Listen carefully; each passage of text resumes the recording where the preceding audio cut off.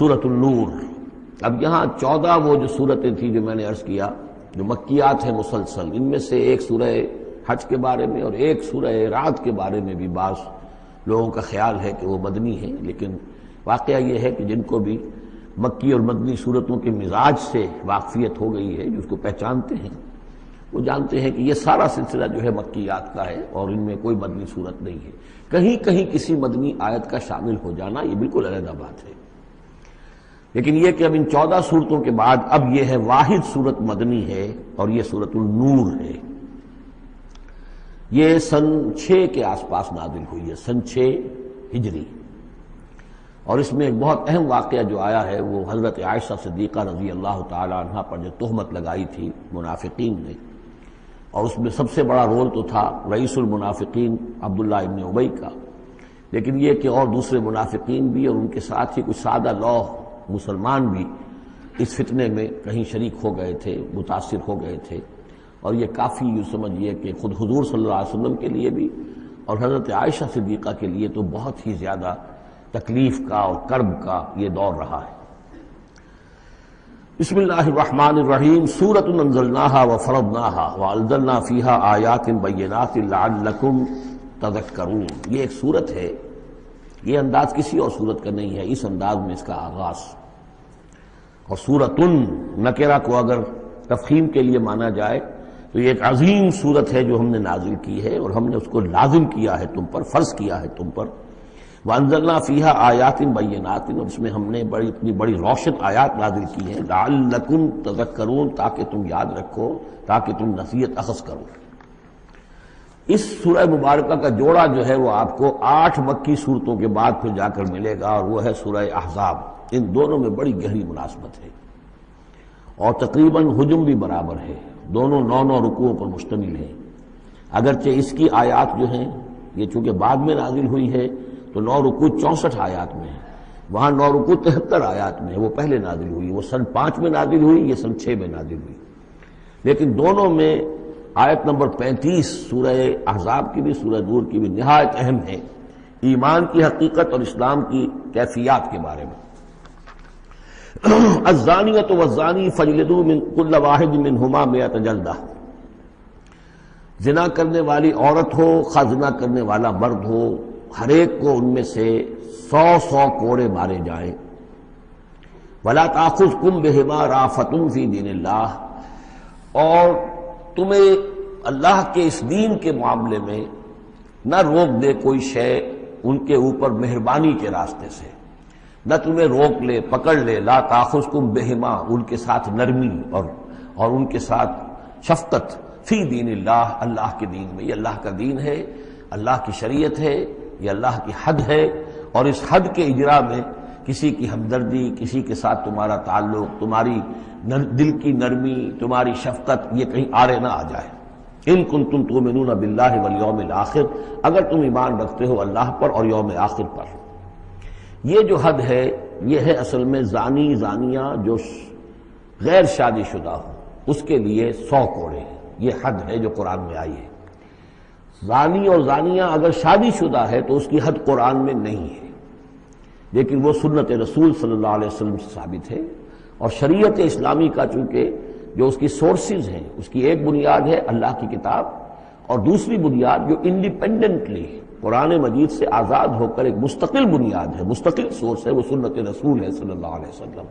تو رجم کا جو حکم ہے وہ سنت سے ہے، اور جیسا کہ میں آپ کو بتا چکا ہوں اصل میں یہ اس قاعدہ کلیہ کے تحت ہے کہ سابقہ شریعت میں، شریعت موسوی میں بعض احکام وہ تھے کہ جن کی نفی نہیں آئی ہے، اور انہیں جو کہ نبی اکرم صلی اللہ علیہ وسلم نے اس امت کے اندر بھی جاری رکھا ہے۔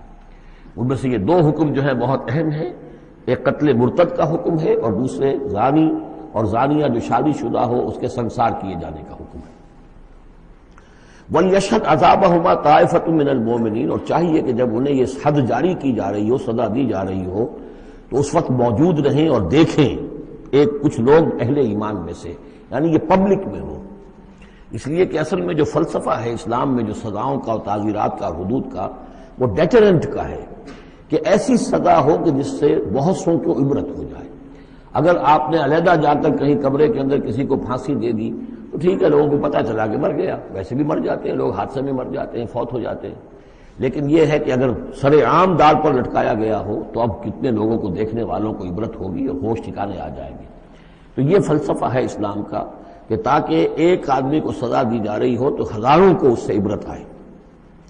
الزانی لا ينکح الا زانیۃ او مشرکۃ، کسی زانی شخص کے لیے روا نہیں ہے کہ وہ شادی کرے مگر کسی زانیہ عورت سے یا مشرکہ سے۔ یہ کسی قانون کے درجے میں بات نہیں ہے، بلکہ یہ ایک اخلاقی طور پر گویا کہ تعلیم دی جا رہی ہے کہ زانی لوگ تو اسی کے، یعنی ان کا حال تو ایسا ہے کہ انہیں تو مستحق اگر ہے تو شادی کے کسی زانیہ سے یا مشرکہ سے۔ والزانیۃ لا ينکحها، اور زانی عورت ہو تو وہ بھی اس لائق نہیں ہے کہ اس سے کوئی نکاح کرے مگر صرف بدکار مرد یا مشرک۔ وحرم ذلک علی المؤمنین، اور یہ دونوں جو ہیں زانی مرد اور زانی عورتیں یہ تو حرام کر دی گئی ہیں مومنین کے حق میں، الا یہ کہ کوئی توبہ کرے، جو بھی ہے معاملہ وہ علیحدہ ہے اس سے۔ والذین یرمون المحصنات ثم لم یاتوا باربعۃ شہداء، اور جو لوگ جو خاندانی عورتیں ہوں، حفاظت میں ہوں کسی خاندان کے اور نکاح کے قید میں ہوں، چاہے نکاح کے قید میں ہوں تو ڈبل احسان ہو گیا کہ خاندانی بھی ہے اور دوسرے یہ کہ نکاح کی قید میں بھی ہے، نکاح کی حفاظت بھی انہیں حاصل ہے۔ نہیں تو یہ کہ اگر غیر شادی شدہ ہیں لیکن کسی شریف خاندان سے ہیں، آزاد خاندان سے ہیں، اگر ان کی عورتوں میں کوئی شخص جو ہے ان پر عیب لگائے، زنا کا الزام لگائے اور پھر وہ نہ لا سکے، ثم لم یاتوا باربعۃ شہداء، 4 شہید نہ لا سکے، فجلدوہم، تو پھر اب ان کو کوڑے مارو، 80 جلدہ، 80 کوڑے، 80 دبرے۔ ولا تقبلوا لهم شہادۃ ابدا، اور ان کی شہادت اب کبھی آئندہ قبول نہ کرو۔ واولئک هم الفاسقون، اور یقیناً یہی لوگ فاسق اور نافرمان ہیں۔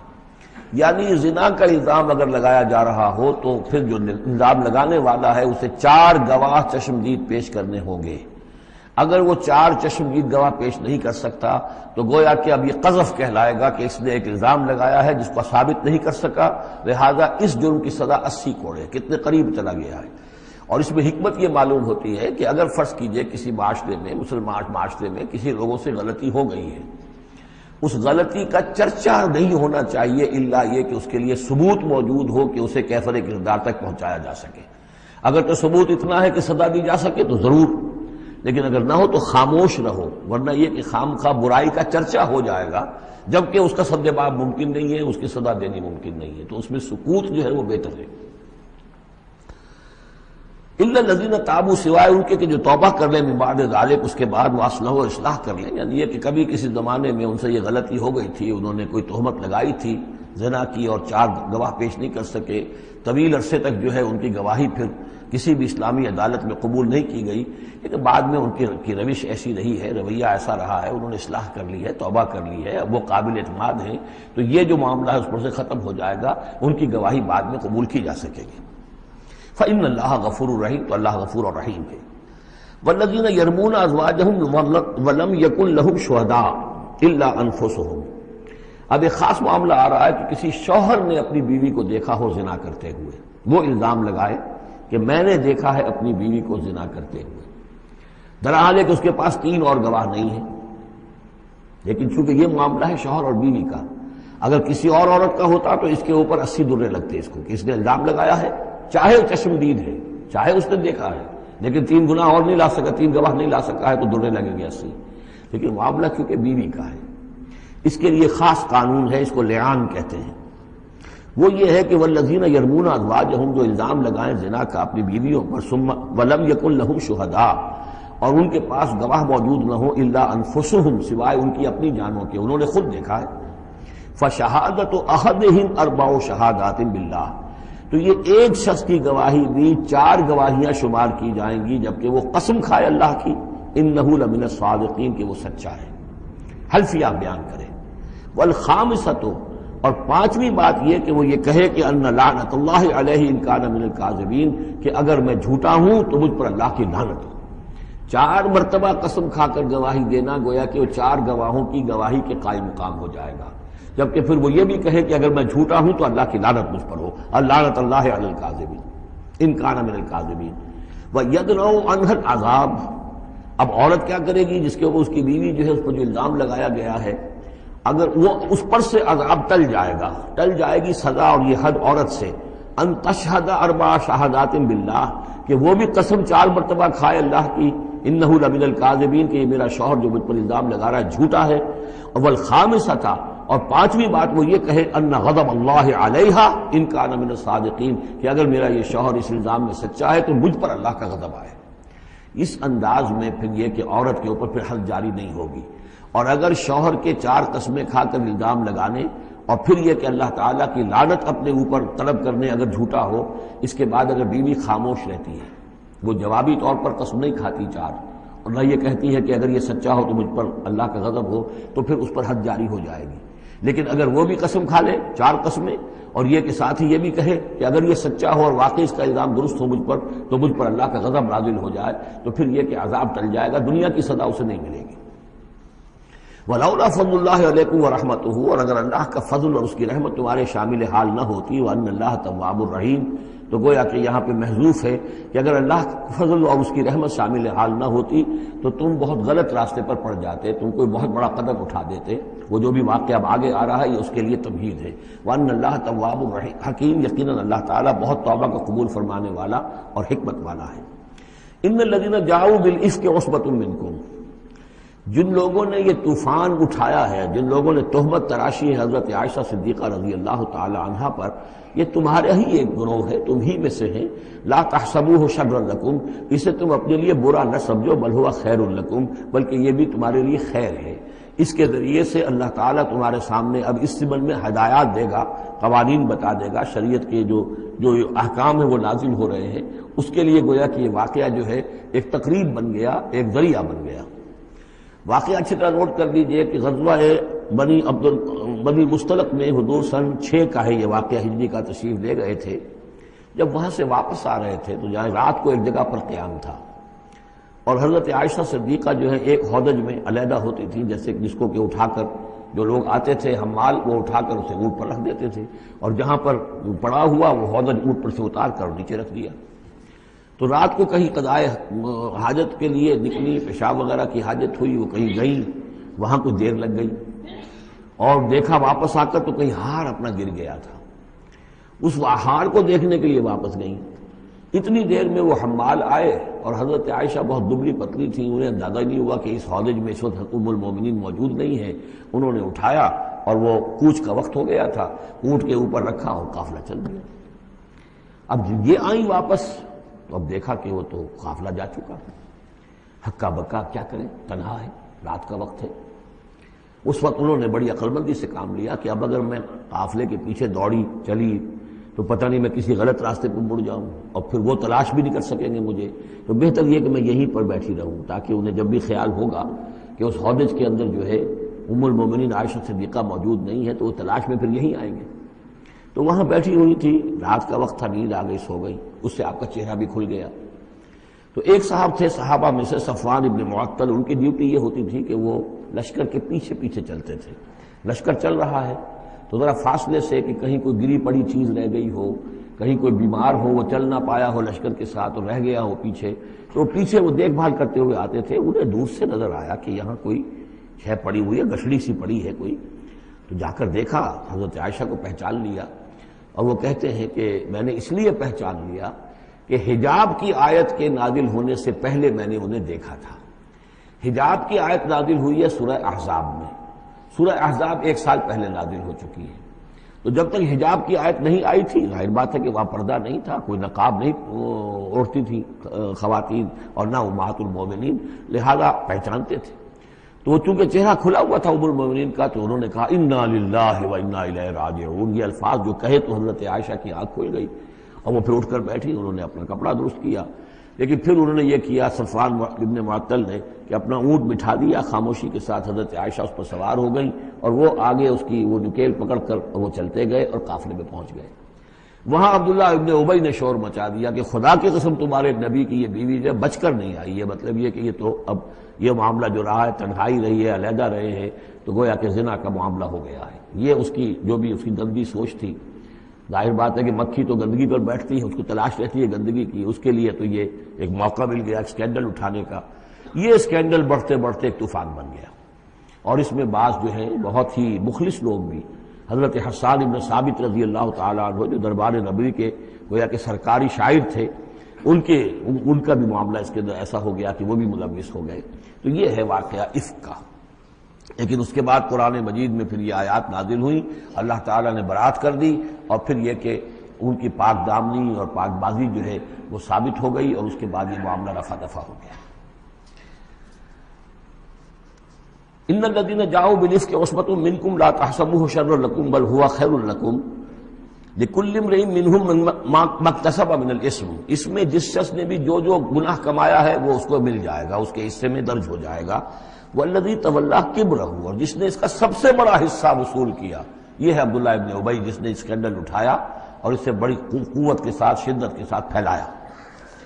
والذی تولى کبرہ منهم له عذاب عظیم، اس کے لیے تو پھر بہت بڑا عذاب ہے۔ لولا اذ سمعتموہ، مسلمانوں تمہیں کیا ہو گیا، کیوں نہ ایسا ہوا کہ جب تم نے یہ سنا تھا، ظن المؤمنون والمؤمنات بانفسہم خیرا، تو مومن مرد اور مومن عورتیں اپنے بارے میں اچھا گمان کرتی، یعنی یہ کہ حضرت عائشہ کے بارے میں ان کے بارے یہ گمان ہونا چاہیے تھا، انہیں فوراً کہہ دینا چاہیے تھا، وقالوا ھذا افک مبین، اور وہ کہتے فوراً کہ یہ تو کوئی بہت بڑی تہمت ہے۔ لولا جاؤ علیہ باربعۃ شہداء، کیوں نہیں وہ لے کر آئے 4 گواہ، اگر تو ان کے پاس گواہ تھے یہ بات کہنے کے لیے تب تو زبان کھولنی چاہیے تھی، اگر 4 گواہ نہیں تھے تو انہیں زبان بند رکھنی چاہیے تھی۔ فَإِذْ لَمْ تَأْتُوا بِالشُّهَدَاءِ، اس لیے کہ یہ 4 گواہوں والی آیت جو ہے یہ سورہ نساء میں اتر چکی تھی، سورہ نساء سن 4 میں آ چکی ہے۔ وہ ابتدائی احکام جو تھے کہ 4 گواہ ہونے چاہیے اس معاملے کے اندر، یہ آیت سورہ نساء میں آ چکی ہے۔ تو فرمایا کہ یہ کیوں نہیں 4 گواہ لے کر آئے، فَإِذْ لَمْ تَأْتُوا بِالشُّهَدَاءِ، اگر وہ 4 گواہ نہیں لا سکے، فَأُولَٰئِكَ عِندَ اللَّهِ هُمُ الْكَاذِبُونَ، تو یقیناً اللہ کے نزدیک اور قانون اسلامی کے نزدیک پھر وہی جھوٹے ہیں۔ وَلَوْلَا فَضْلُ اللَّهِ عَلَيْكُمْ وَرَحْمَتُهُ، اور اگر نہ ہوتا اللہ کا فضل، اس کی رحمت تمہارے شامل حال فی الدنیا والآخرہ، دنیا میں اور آخرت میں بھی، لَمَسَّكُمْ فِيمَا أَفَضْتُمْ، تو تم پر پڑتی اس چیز پر کہ جس کا چرچا تم نے کیا ہے، عذاب عظیم، بہت بڑا عذاب۔ استلقونه بألسنتكم، یہ اصل میں انسانوں کی ایک عام کمزوری ہوتی ہے، اس طرح کی بات جو ہے بس ادھر سے سنی ادھر بیان کر دی، ادھر سے آگے بیان ہو گئی، جنگل کی آگ کی طرح اس قسم کی خبریں جو ہیں وہ پھیل جاتی ہیں۔ استلقونه بألسنتكم، جبکہ تم اسے لے رہے تھے اپنی زبانوں سے، یعنی یہ کہ ایک زبان سے دوسری زبان کو، اور زبان سے نکلی اور کوٹھے چڑھی والی جو ایک کہاوت ہمارے ہاں ہے، اس طریقے سے آسانی سے وہ بات پھیلتی چلی گئی۔ وَتَقُولُونَ بِأَفْوَاهِكُمْ، اور تم کہہ رہے تھے اپنے منہوں سے، مَا لَيْسَ لَكُمْ بِهِ علم، جس کے لیے تمہارے پاس کوئی علم نہیں تھا، کوئی دلیل نہیں تھی، کوئی بنیاد نہیں تھی، کوئی گواہی نہیں تھی، کوئی معلومات کی کوئی سورسز نہیں تھی۔ وَتَحْسَبُونَهُ هَيِّنًا، اور تم اسے سمجھ گئے تھے کہ بہت ہلکی بات ہے، معمولی سی بات ہے۔ وَهُوَ عِندَ اللَّهِ عَظِيمٌ، جبکہ یہ اللہ کے نزدیک بہت بڑی بات ہے۔ کسی پر بھی، کسی مسلمان خاتون پر بھی اس طرح کی تہمت لگا دینا بہت بڑی بات ہے۔ کجا یہ کہ بازی بارش بابا ہم بازی، کہ ام المومنین عائشہ صدیقہ رضی اللہ تعالی عنہ زوج رسول صلی اللہ علیہ وسلم، اور یہ چیز جو ہے بہت بڑی ہے۔ وَلَوْلَا إِذْ سَمِعْتُمُوهُ قُلْتُم مَّا يَكُونُ لَنَا أَن نَّتَكَلَّمَ بِهَٰذَا، کیوں نہ ایسا ہوا کہ جب تم نے یہ سنا تھا تو تم کہتے کہ ہمارے لیے بالکل جائز نہیں ہے کہ ہم یہ بات زبان سے نکالیں۔ سبحانک، اللہ تو پاک ہے، ھذا بہتان عظیم، یقیناً یہ بہت بڑا بہتان ہے۔ یعظکم اللہ ان تعودوا لمثلہ، اللہ تعالیٰ تمہیں نصیحت کر رہا ہے مبادا تم دوبارہ پھر اس قسم کی کسی معاملے کے اندر اسی طریقے سے اعادہ کرو اور دوبارہ اسی کوئی حرکت کرو، ابداً کبھی بھی، ان کنتم مؤمنین، اگر تم مومن ہو۔ وَيُبَيِّنُ اللَّهُ لَكُمُ الْآيَاتِ، اور اللہ تعالیٰ تمہارے لیے اپنی آیات کو واضح کر رہا ہے، واللہ علیم حکیم، اللہ علیم اور حکیم ہے۔ ان الذین یحبون ان تشیع الفاحشۃ فی الذین آمنوا لہم عذاب علیم، بے شک وہ لوگ جو یہ چاہتے ہیں کہ اہل ایمان میں بے حیائی کا چرچا ہو جائے تو ان لوگوں کے لیے بہت دردناک عذاب ہے۔ ایک تو یہ کہ بے حیائی پھیل جائے، تشیع الفاحشہ شائع ہو جائے، بے حیائی عام ہو جائے، جو لوگ اس کے لیے، اب ظاہر بات ہے کہ آج کل تو کاروبار کے لیے، اپنے اخبار بیچنے کے لیے، اس کی جو ہے اشاعت بڑھانے کے لیے نئی سے نئی قسم کی رنگین تصویریں شائع کی جا رہی ہیں، یہ سارا کچھ ہو رہا ہے۔ کسی شے کا اشتہار دینا ہو، عورت کی تصویر ساتھ ہوگی، یہ سارا کچھ جو ہو رہا ہے، تو یہ لوگ کون ہیں کہ جو اس بے حیائی کو، بے پردگی کو یہ در حقیقت اس معاشرے میں پھیلا رہے ہیں؟ تو وہ لوگ کہ جو چاہتے ہیں کہ معاشرے کے اندر بے حیائی پھیلے، اور ایک اس کا مفہوم یہ بھی ہے کہ اگر کہیں ایسی کوئی غلط حرکت ہوئی ہے اور اس کا چرچا ہو گیا، یہ آج ہمارے اخبارات کے اندر بہت بڑے پیمانے پر ہو رہا ہے، یہ اسکینڈلز شائع کر دیتے ہیں۔ اب وہ بات صحیح بھی ہے یا نہیں، غلط ہے تب بھی، لیکن ایک بات ہے، اس کا چرچا ہو گیا، پوری دنیا کے اندر پہنچ گئی۔ اب ظاہر بات ہے کہ بچے بھی پڑھتے ہیں، بچیاں بھی پڑھتی ہیں، ان کے لیے تو گویا کہ یہ ایک ان کی معلومات کا ایک کھاتہ کھل گیا کہ ایسا بھی ہوتا ہے۔ جس طریقے سے آج کل ہو رہا ہے معاملہ، اس کو جس طریقے سے اخبارات میں شائع کیا جا رہا ہے، تو اس کی اس اشاعت کے اندر خرابی کا پہلو زیادہ ہے، مضر پہلو زیادہ ہے۔ اگر ہے بھی ایسا معاملہ، اگر تو سزا کے قابل ہے تو گواہی دو اور سزا دلواؤ، اور ایسی سزا ہو کہ جس سے ایک کو سزا ہو اور ہزاروں کو ہوش آ جائے، اور اگر نہیں ہے تو خاموش ہو، اس کے اوپر زبان کھولنا بھی جو ہے در حقیقت بہت بڑا جرم ہے۔ ان الذين يحبون ان تشيع الفاحشة في الذين آمنوا لهم عذاب أليم في الدنيا والآخرة، دنیا میں بھی اور آخرت میں بھی۔ واللہ یعلم وانتم لا تعلمون، اللہ جانتا ہے اور تم نہیں جانتے۔ ولولا فضل اللہ علیکم ورحمتہ، اور اگر اللہ کا فضل نہ ہوتا تم پر اور اس کی رحمت نہ ہوتی تو یہ تو طوفان ایسا اٹھا تھا کہ اس کے بڑے دور تک نتائج نکل سکتے تھے، یہ محذوف ہے۔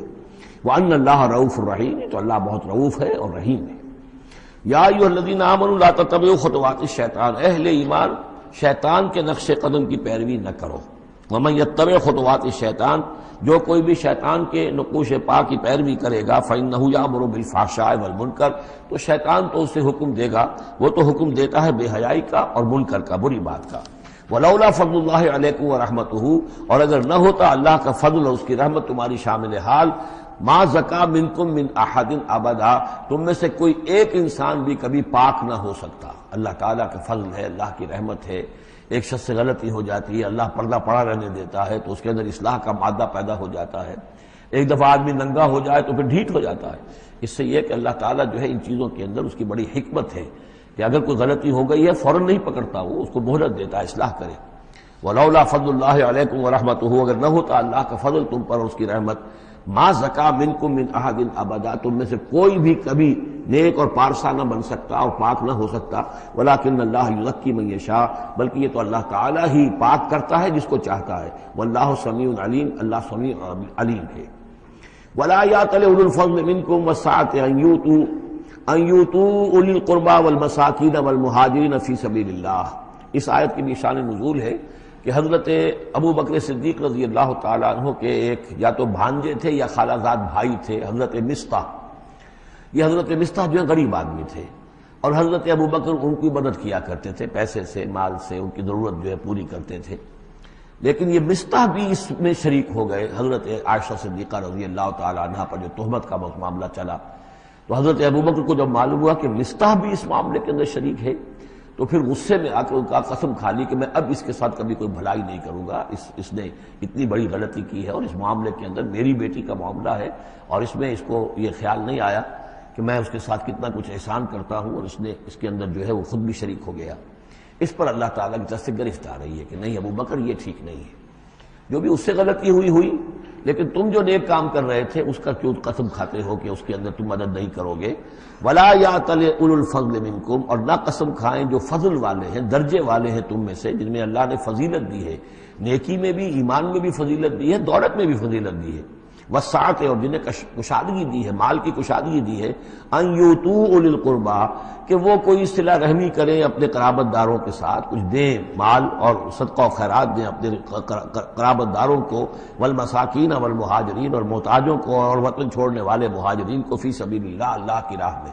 تو یہ قسم نہ کھائیں۔ ولیعفوا ولیصفحوا، انہیں چاہیے کہ معاف کر دیں اور درگزر سے کام لیں۔ الا تحبون ان یغفر اللہ لکم، کیا تم یہ نہیں چاہتے کہ اللہ تمہیں معاف کرے؟ یعنی اے ابو بکر اگر تم یہ چاہتے ہو، تم سے بھی تو کوئی خطا آخر ہو جاتی ہے، اللہ معاف فرماتا ہے، کیا تم نہیں چاہتے کہ اللہ تمہاری خطاؤں سے درگزر کرے؟ الا تحبون ان یغفر اللہ لکم، کیا تم نہیں پسند کرتے اس کو کہ اللہ تمہیں معاف کرے؟ اس پر اس آیت کو سنتے ہی حضرت ابو بکر صدیق کے الفاظ یہ نقل کیے گئے، بلا یا ربنا انا نحب، کیوں نہیں پروردگار، ہم ضرور چاہتے ہیں کہ تو ہمیں معاف فرما دے۔ انہوں نے اپنی قسم کا کفارہ دیا، اور اس کے بعد جو بھی وہ کرتے تھے ان کے ساتھ بھلائی اور نیکی، اس سلسلے کو جاری کر دیا۔ واللہ غفور رحیم، اور اللہ تعالی غفور ہے اور رحیم ہے۔ ان الذین یرمون المحصنات الغافلات المؤمنات، یقیناً وہ لوگ کہ جو تہمت لگاتے ہیں ان پاک دامن عورتوں پر کہ جو غافل ہیں، جن کو ان چیزوں کا ہوش بھی نہیں ہے، جن کا گمان بھی ادھر نہیں گیا، المومنات اہل ایمان میں سے، لعنوا فی الدنیا، ایسی معصوم اور پاک دامن عورتوں پر جو تہمت لگانے والے ہیں ان پر پھٹکار ہے دنیا میں بھی اور آخرت میں بھی، ولہم عذاب عظیم، اور ان کے لیے بہت بڑا عذاب ہے۔ یوم تشہد علیہم السنتہم وایدیہم، جس دن کے ان کے خلاف گواہی دیں گے، تشہد علیہم، علی کو نوٹ کر لیجئے، جس دن کے ان کے خلاف گواہی دیں گے، السنتہم ان کی اپنی زبانیں گواہی دیں گی، وایدیہم ان کے اپنے ہاتھ گواہی دیں گے، وارجلہم اور ان کے پاؤں گواہی دیں گے، بما کانوا یعملون، اب جو کچھ عمل وہ کر رہے تھے۔ یہ ہاتھ ہمارے پاس اللہ کی امانت ہے، میں اس سے غلط کام کر رہا ہوں تو یہ انڈر پروٹیسٹ میرا حکم تو مان رہا ہے، اس لیے کہ اللہ تعالیٰ نے مجھے میرے حوالے سے کیا ہوا ہے، لیکن اس کے اندر پروٹیسٹ ہے، قیامت کے دن یہی میرے خلاف مقدمہ کرے گا، پروردگار تو نے مجھے اس کے حوالے کیا تھا اور یہ مجھ سے میرے ذریعے سے غلط کام کرتا رہا۔ یہ پاؤں جو ہیں ہمارے خلاف گواہی دیں گے کہ پروردگار ہم اس کے تابع تھے، اس کے حکم کے مطابق چل رہے تھے، یہ بدبخت ہمیں چوری کرنے کے لیے جاتا تھا تو اس کے لیے استعمال کرتا تھا، یا کوئی اور برا کام کرنے کے لیے ہمارے پیروں ہمیں استعمال کرتا تھا۔ یومئذ یوفیہم اللہ دینہم الحق، اس دن اللہ تعالیٰ ان کا پورا بدلہ ان کو دے دے گا۔ یہ دین کے لفظ کو یہاں نوٹ کیجئے، دین بدلے کو کہتے ہیں، دین مالک یوم الدین، جزا و سزا کے دن کا مالک، بدلے کا دن۔ وَيَعْلَمُونَ أَنَّ اللَّهَ هُوَ الْحَقُّ الْمُبِينُ، اور وہ جان لیں گے کہ اللہ تعالیٰ ہی ہے الحق، سچا اور ہر بات کو کھول کر بیان کر دینے والا۔ الخبیثات للخبیثین والخبیثون للخبیثات، ناپاک عورتیں ناپاک مردوں کے لیے ہیں اور ناپاک مرد ناپاک عورتوں کے لیے ہیں، اور طیبات والطیبات للطیبین والطیبون للطیبات، اور ستھرے اور پاک باز جو خواتین ہیں وہ پاک باز مردوں کے لیے ہیں، اور پاک باز جو مرد ہیں وہ پاک دامن خواتین کے لیے ہیں۔ اولئک مبرؤون مما یقولون، یہ لوگ بری ہیں ان چیزوں سے کہ جو لوگ کہتے ہیں۔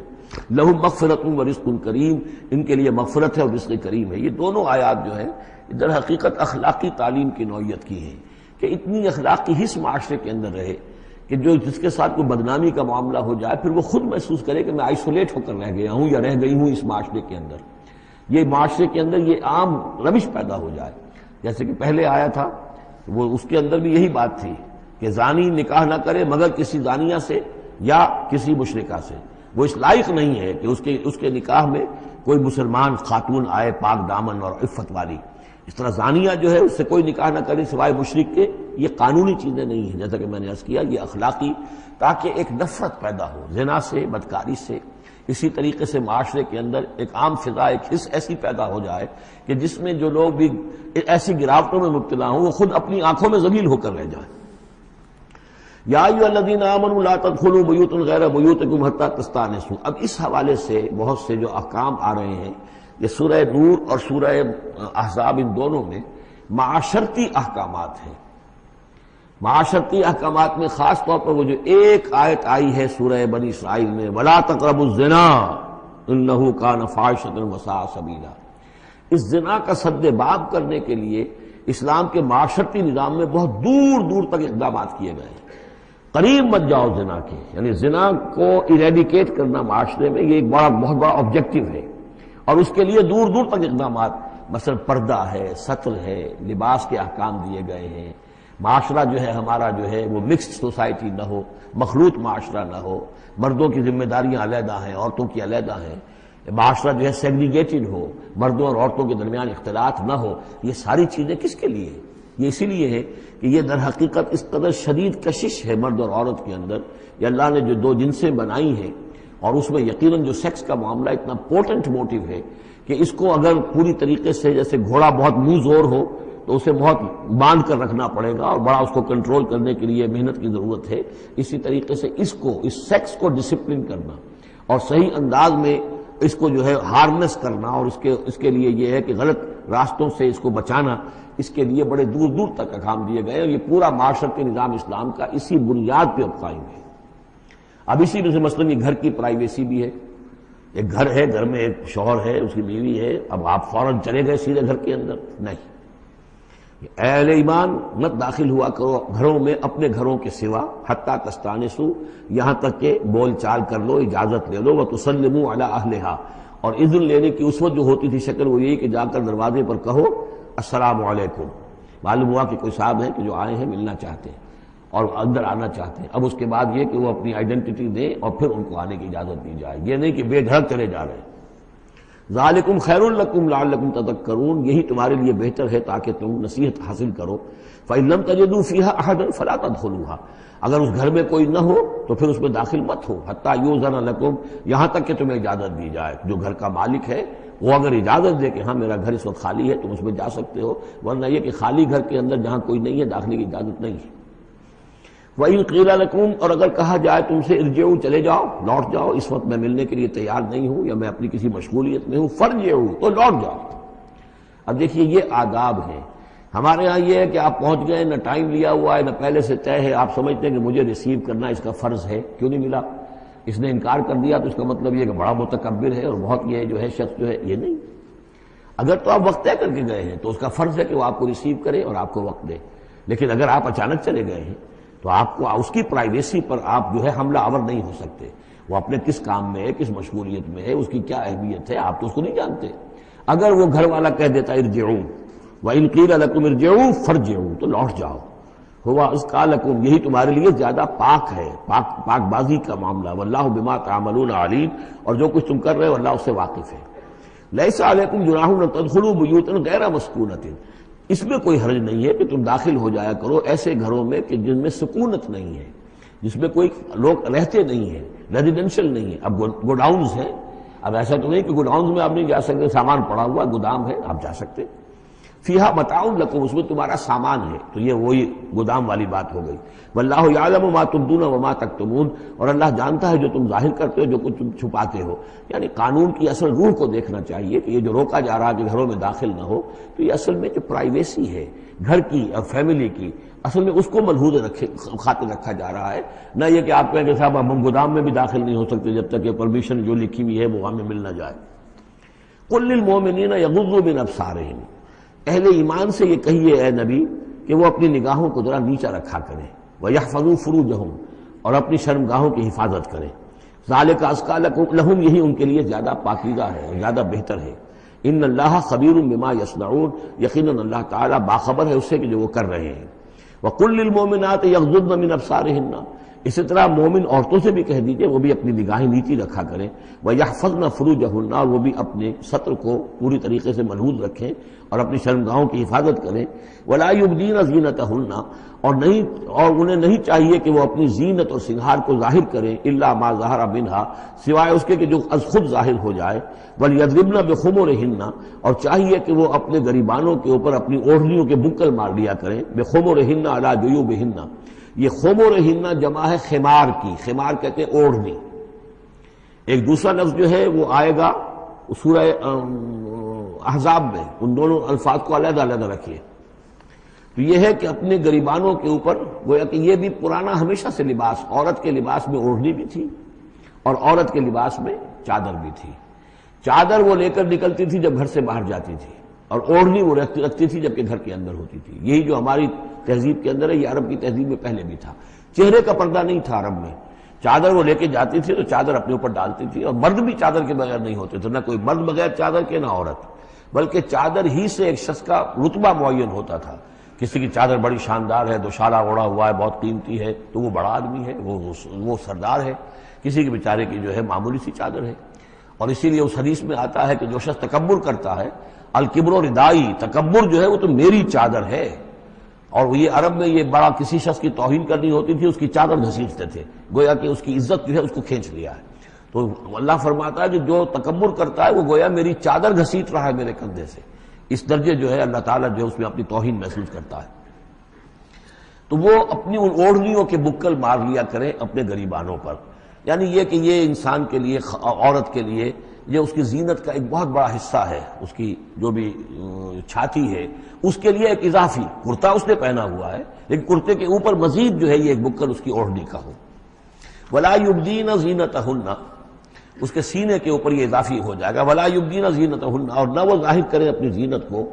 اب یہ ہے جو محرموں کی فہرست آ رہی ہے جس کے سامنے عورت کھلے چہرے کے ساتھ آ سکتی ہے بلا حجاب. اور یہ اتنی طویل فہرست جو دی گئی ہے، آخر سوچنا چاہیے کہ اللہ تعالیٰ نے یوں ہی ایکسرسائز ان فیوٹیلٹی تو نہیں کی ہے. کیا فرق ہے اگر ایک عورت کے چہرے کا پردہ نہیں ہے، وہ باہر نکلتی ہے چادر لے کر، اور یہ کہ اس میں کسی اور کے ساتھ اس کا پردہ چہرے کا نہیں ہے، تو پھر یہ پوری فہرست دینے کی ضرورت کیا ہے؟ میرے نزدیک چہرے کا پردہ اسلام کے اندر لازم ہے، اور اس چہرے کے پردے سے مستثنا ہیں یہ لوگ۔ کون لوگ مستثنا ہیں؟ الا لبعولتہن، ان کے شوہر نمبر ایک، او آبائہن، یا ان کے باپ، اور باپ سے مراد باپ، دادا، چچا، یہ سب چلیں گے، او آبائے بعولتہن، یا ان کے شوہروں کے باپ، او ابنائہن، یا ان کے اپنے بیٹے، او ابنائے بعولتہن، یا ان کے شوہروں کے بیٹے، یعنی ان کے شوہروں کی کسی اور بیوی سے اولاد ہے، بیٹے ہیں، تو وہ بھی محرم ہے، وہ نامحرم نہیں ہے۔ اور اخوانہن، یا ان کے اپنے بھائی، اور بنی اخوانہن، یا ان کے بھائیوں کے بیٹے، اور بنی اخواتہن، یعنی یہ بھتیجے ہو گئے، اور بنی اخواتہن، یا ان کے بھانجے، اور نسائہن، یا ان کی عورتیں، اپنی عورتیں، جان پہچان کی عورتیں، عام عورتیں نہیں ہیں، نسائہن، او ما ملکت ایمانہن، یا یہ کہ جو ان کے غلام اور ان کی لونڈیاں ہیں۔ اکثر و بیشتر اہل سنت کے نزدیک یہاں مرد غلام مراد نہیں ہے بلکہ لونڈیاں مراد ہیں۔ اب تابعین غیر اولی الاربۃ، یا ایسے تابع لوگ جو کہ صرف خدمت گار ہیں، بعض اوقات ہوتا ہے خاندانی طور پر جو ہے وہ خدمت گار کرنے والے ہیں، باپ بھی کہیں ملازم تھا اسی گھر میں، اب اس کی اولاد بھی وہیں پر ہے، وہ بھی کام کر رہی ہے، بچپن سے وہیں پلے ہیں۔ ایسے لوگ ہوتے ہیں کہ جن کو واقعتاً پھر اس گھر کی خواتین سے اس طرح کا خیال کبھی نہیں آ سکتا کہ ان کے بارے میں وہ کوئی بری بات سوچے۔ ابھی تابعین غیر اولی الاربۃ، یا وہ تابع کہ جو کہ کوئی غرض نہیں رکھتے اس قسم کے معاملات سے، من الرجال، مردوں میں سے۔ ابھی الطفل الذین لم یظہروا علی عورات النساء، یا وہ لڑکے کہ جو ابھی عورتوں کے جو مخفی معاملات ہیں ان سے واقف ہی نہیں، ابھی وہ جنسی جو بھی باتیں ہیں ان سے واقف نہیں ہیں۔ ولا یضربن، یہ اب یہ فہرست مکمل ہو گئی، یہ ہیں محرم لوگ جن کے سامنے عورت بغیر چہرے کے پردے کے آ سکتی ہے۔ باقی یہ کہ زینت جو خود بخود ظاہر ہو جائے، اب ظاہر ہے کہ آپ نے چادر بھی لی ہوئی ہے، کسی خاتون نے برقع بھی اوڑھا ہوا ہے، لیکن اب کسی کا قد ہے، ماشاءاللہ وہ قد ایسا ہے، سر قد ہے کوئی خاتون، تو وہ کہاں چھپائے گی اس قد کو؟ وہ تو ظاہر ہو جائے گا۔ جسم متناسب ہے، اب وہ جسم تو ظاہر ہو جائے گا۔ اس اعتبار سے ما ظہر منہا کو لوگوں نے لے لیا چہرے کے لیے، یہ بالکل غلط ہے۔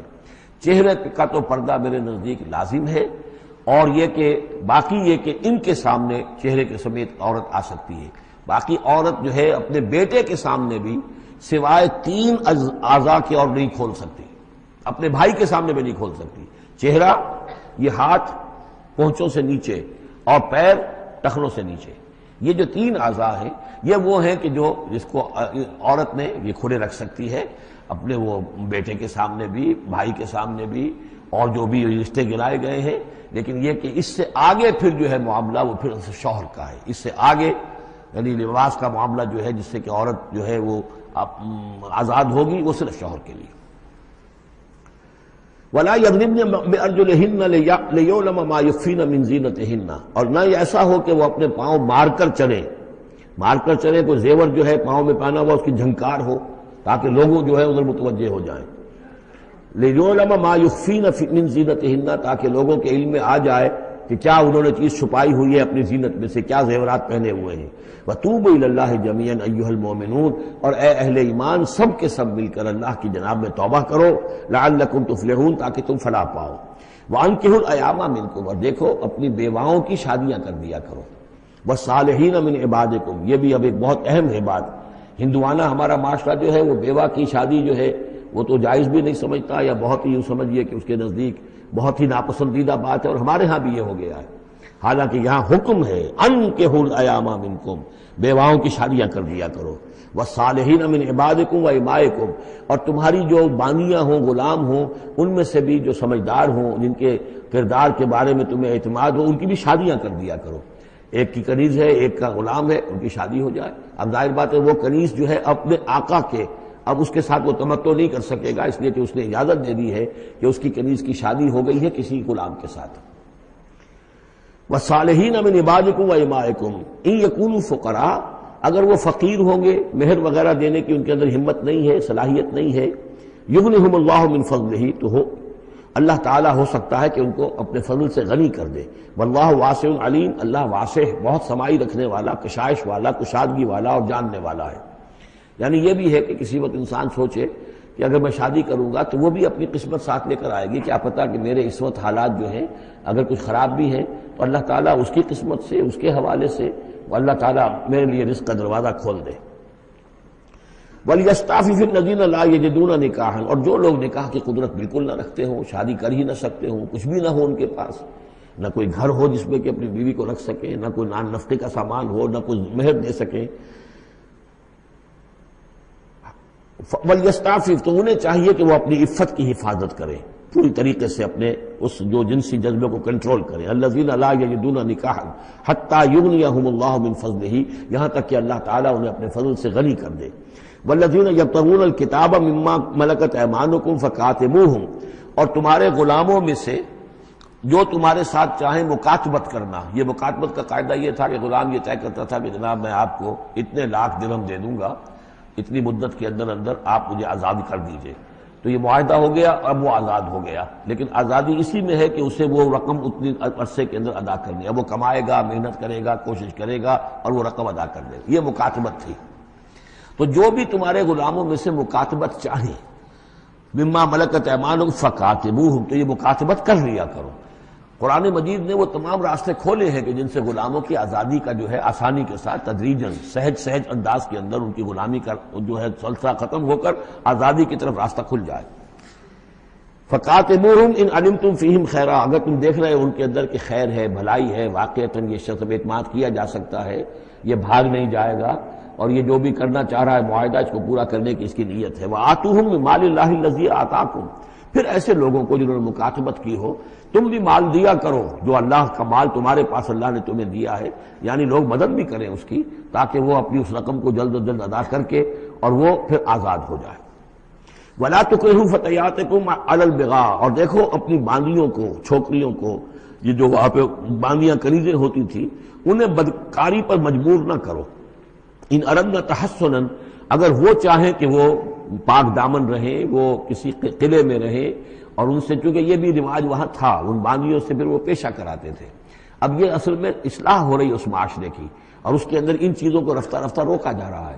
جیسے سورہ نساء میں آیا تھا، ایسا بھی ہوتا تھا کہ باپ کی بیویاں جو ہیں، اپنی جو سوتیلی مائیں ہیں، انہیں اپنے گھر میں ڈال دیا، لیکن یہ ساری چیزیں رفتہ رفتہ ایک ایک کر کے پھر ان کی بندش ہوئی ہے، تو وہ اپنی لونڈیوں سے پیشہ کراتے تھے اور کمائی خود کھاتے تھے۔ تو فرمایا یہ بہت غلط ہے، لِتَبْتَغُوا عَرَضَ الْحَيَاةِ الدُّنْيَا، تاکہ تم حاصل کرو دنیا کی زندگی کا سامان۔ وَمَن يُكْرِهُنَّ فَإِنَّ اللَّهَ مِن بَعْدِ إِكْرَاهِهِنَّ غَفُورٌ رَحِيمٌ، اور اگر کوئی ان کو مجبور کرے گا اس کام کے لیے تو اللہ تعالیٰ ان کی اس مجبوری کی بنا پر ان کے حق میں غفور اور رحیم ہوگا۔ تم پر وبال آئے گا، جو کام یہ غلط کروائے گا وبال اس پر آئے گا۔ اگر وہ خود جو ہے مجبوراً کر رہی ہے اور وہ اس کے لیے ذہناً تیار نہیں ہے تو بہرحال اللہ اس کے حق میں غفور اور رحیم ہوگا۔ وَلَقَدْ أَنزَلْنَا إِلَيْكُمْ آيَاتٍ مُبَيِّنَاتٍ، اور دیکھو ہم نے نازل کر دی ہیں تمہاری جانب یہ روشن آیات، وَمَثَلًا مِّنَ الَّذِينَ خَلَوْا مِن قَبْلِكُمْ، اور وہ ساری باتیں بھی ہم نے بتا دی ہیں کہ جو ان لوگوں میں تھیں جو تم سے پہلے تھے۔ یہ ساری گندگیاں، معاشرتی خرابیاں جو ہیں یہ پہلوں کے اندر بھی تھیں، ہم نے ان سب کی نشاندہی کر دی ہے۔ وَمَوْعِظَةً لِّلْمُتَّقِينَ، اور اہل تقویٰ کے لیے ہم نے نصیحت یہ نازل فرما دی ہے۔ قَدْ جَاءَتْكُم مَّوْعِظَةٌ مِّن رَّبِّكُمْ وَشِفَاءٌ لِّمَا فِي الصُّدُورِ۔ اب یہ 5واں رکوع آ رہا ہے، اور یہ ہمارے اس منتخب نصاب کا جو دوسرا حصہ ہے، ایمان کی بحث، اس کے ضمن میں یہ بہت اہم درس ہے۔ اور یہ آیت نمبر 35 جو آ رہی ہے، یہ قرآن مجید کی عظیم ترین آیات میں سے ہے۔ اس سورہ مبارکہ کی بھی آیت نمبر 35 اور سورہ احزاب میں بھی بالکل ٹھیک یہی نمبر، آیت نمبر 35 آپ کو ملے گی۔ یہ ایمان پر اور وہ اسلام کی کیفیات پر قرآن مجید کی عظیم ترین آیات ہے۔ اللہ نور السماوات والارض، اللہ آسمانوں اور زمین کا نور ہے۔ مثل نور ہی، اس پر ایمان کی مثال، اس کے نور ایمان کی مثال ایسی ہے کہ مشکاتن، جیسے ایک طاق ہے، فیہا مصباح، اس میں ایک چراغ روشن ہے۔ المصباح فی زجاجہ، وہ چراغ جو ہے چمنی کے اندر ہے، شیشہ ہے اس کے اوپر، جیسے لالٹینیں ہوتی تھی پچھلے زمانے میں، گلوب کے ساتھ جو ہے وہ لیمپ ہوتے تھے۔ الزجاجۃ کأنہا کوکب دری، اور وہ شیشہ چمک رہا ہے جیسے کہ ایک چمکدار ستارہ ہو۔ یوقد من شجرۃ، اور اس مصباح میں اس دیے میں، اس چراغ میں جلایا جا رہا ہے تیل کس کا؟ ایک شجرہ مبارکہ زیتونہ کا، ایک ایسا مبارک درخت زیتون کا، لا شرقیت ولا غربیہ، جو نہ شرقی ہے نہ غربی ہے، یعنی یہ کہ درخت ہے، جھنڈ ہے ایک۔ اب اگر تو اس جھنڈ کے مشرق میں کوئی درخت ہے تو صبح کی دھوپ تو انہیں ملے گی، شام کی نہیں ہوگی، مغرب میں ہے تو شام کی دھوپ مل جائے گی، صبح کی نہیں ملے گی۔ ایک علیحدہ کھڑا ہوا ہے کوئی جس کے نہ ادھر کوئی اور ہے نہ ادھر کوئی اور درخت ہے، تو پورے دن کی تمازت دھوپ کی جو ہے وہ جذب کر رہا ہے۔ اور ایسے درخت کا جو روغن زیتون ہوتا تھا وہ بہت صاف شفاف، اسی کی مثال دی جا رہی ہے، جو نہ شرقی ہے نہ غربی ہے، وہ کسی جانب سے اوٹ میں ہے ہی نہیں۔ یکاد زیتھا یضیء، اس کا جو روغن ہے وہ بھڑک اٹھنے کو بیتاب ہے، قریب ہے کہ روشن ہو جائے۔ وَلَوْ لَمْ تَمْسَسْهُ نَارٌ، چاہے اسے ابھی آگ نے چھوا ہی نہ ہو۔ نور علی نور، جب آگ مس کر جائے، چھو جائے تو پھر نور علی نور ہے، وہ بھڑک اٹھتا ہے۔ یہدی اللہ لنورہ من یشاء، اللہ تعالیٰ ہدایت فرماتا ہے اپنے نور کی جانب جس کو چاہتا ہے۔ وَيَضْرِبُ اللَّهُ الْأَمْثَالَ لِلنَّاسِ، اور اللہ تعالیٰ مثالیں بیان کرتا ہے لوگوں کے لیے۔ وَاللَّهُ بِكُلِّ شَيْءٍ عَلِيمٌ، اور اللہ ہر چیز کا کما حقہ علم رکھتا ہے۔ یہ اصل میں ایمان کے لیے، اس کے اجزاء ترکیبی کے لیے بہترین تمثیل ہے، جس کو میں پہلے بیان کرتا رہا ہوں کہ ایک ہے فطرت، انسانی فطرت۔ اگر فطرت سلیم ہے تو اس کے اندر یہ ایمانی حقائق موجود ہیں، معرفت خداوندی موجود ہے۔ البتہ اس پر کوئی پردے آ گئے ہیں، اس کے اوپر جو ہے کچھ غلاف پڑ گئے ہیں، اور جب آتی ہے وہی وہ اس کو ایکٹیویٹ کرتی ہے۔ آیات الہیہ جو ہیں، آیات قرآنیہ، وہ اندر کے اندر جو ڈورمنٹ اس کی کانشسنس ہے ایمان کی، اس کو ایکٹیویٹ کر کے شعور پر لے آتی ہے۔ اس کو یوں سمجھے کہ جیسے تیل ہے۔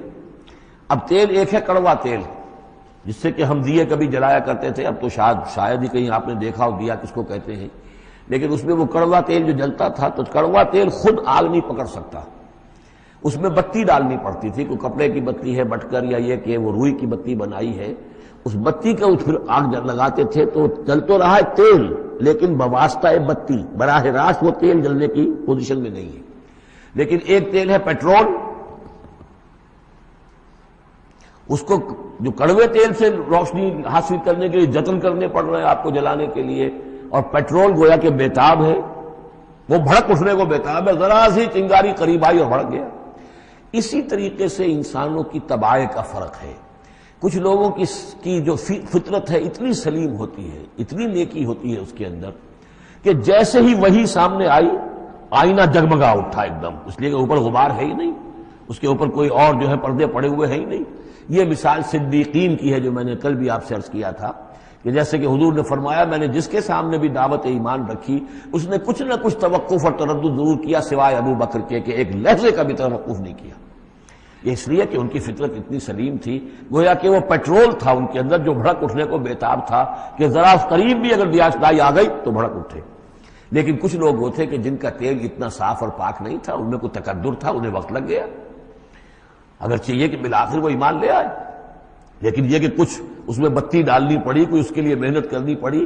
السابقون الاولون من المہاجرین والانصار والذین اتبعوہم بإحسان، پھر وہ لوگ ہیں جو بعد میں درجہ بدرجہ پھر ان کے بعد آتے چلے گئے۔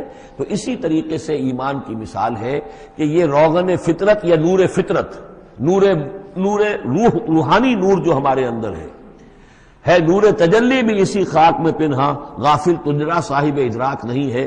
وہ جو ہماری روح کے اندر ہے، روح ملکوتی کے اندر جو نور ہے، یہ نور اور باہر سے جو قرآن کا نور، وحی کا نور آیا، ان دونوں کے نور کے اجتماع سے پھر نور علی نور کی کیفیت پیدا ہوئی۔ اب وہ نور ایمانی جو ہے وجود میں آ گیا۔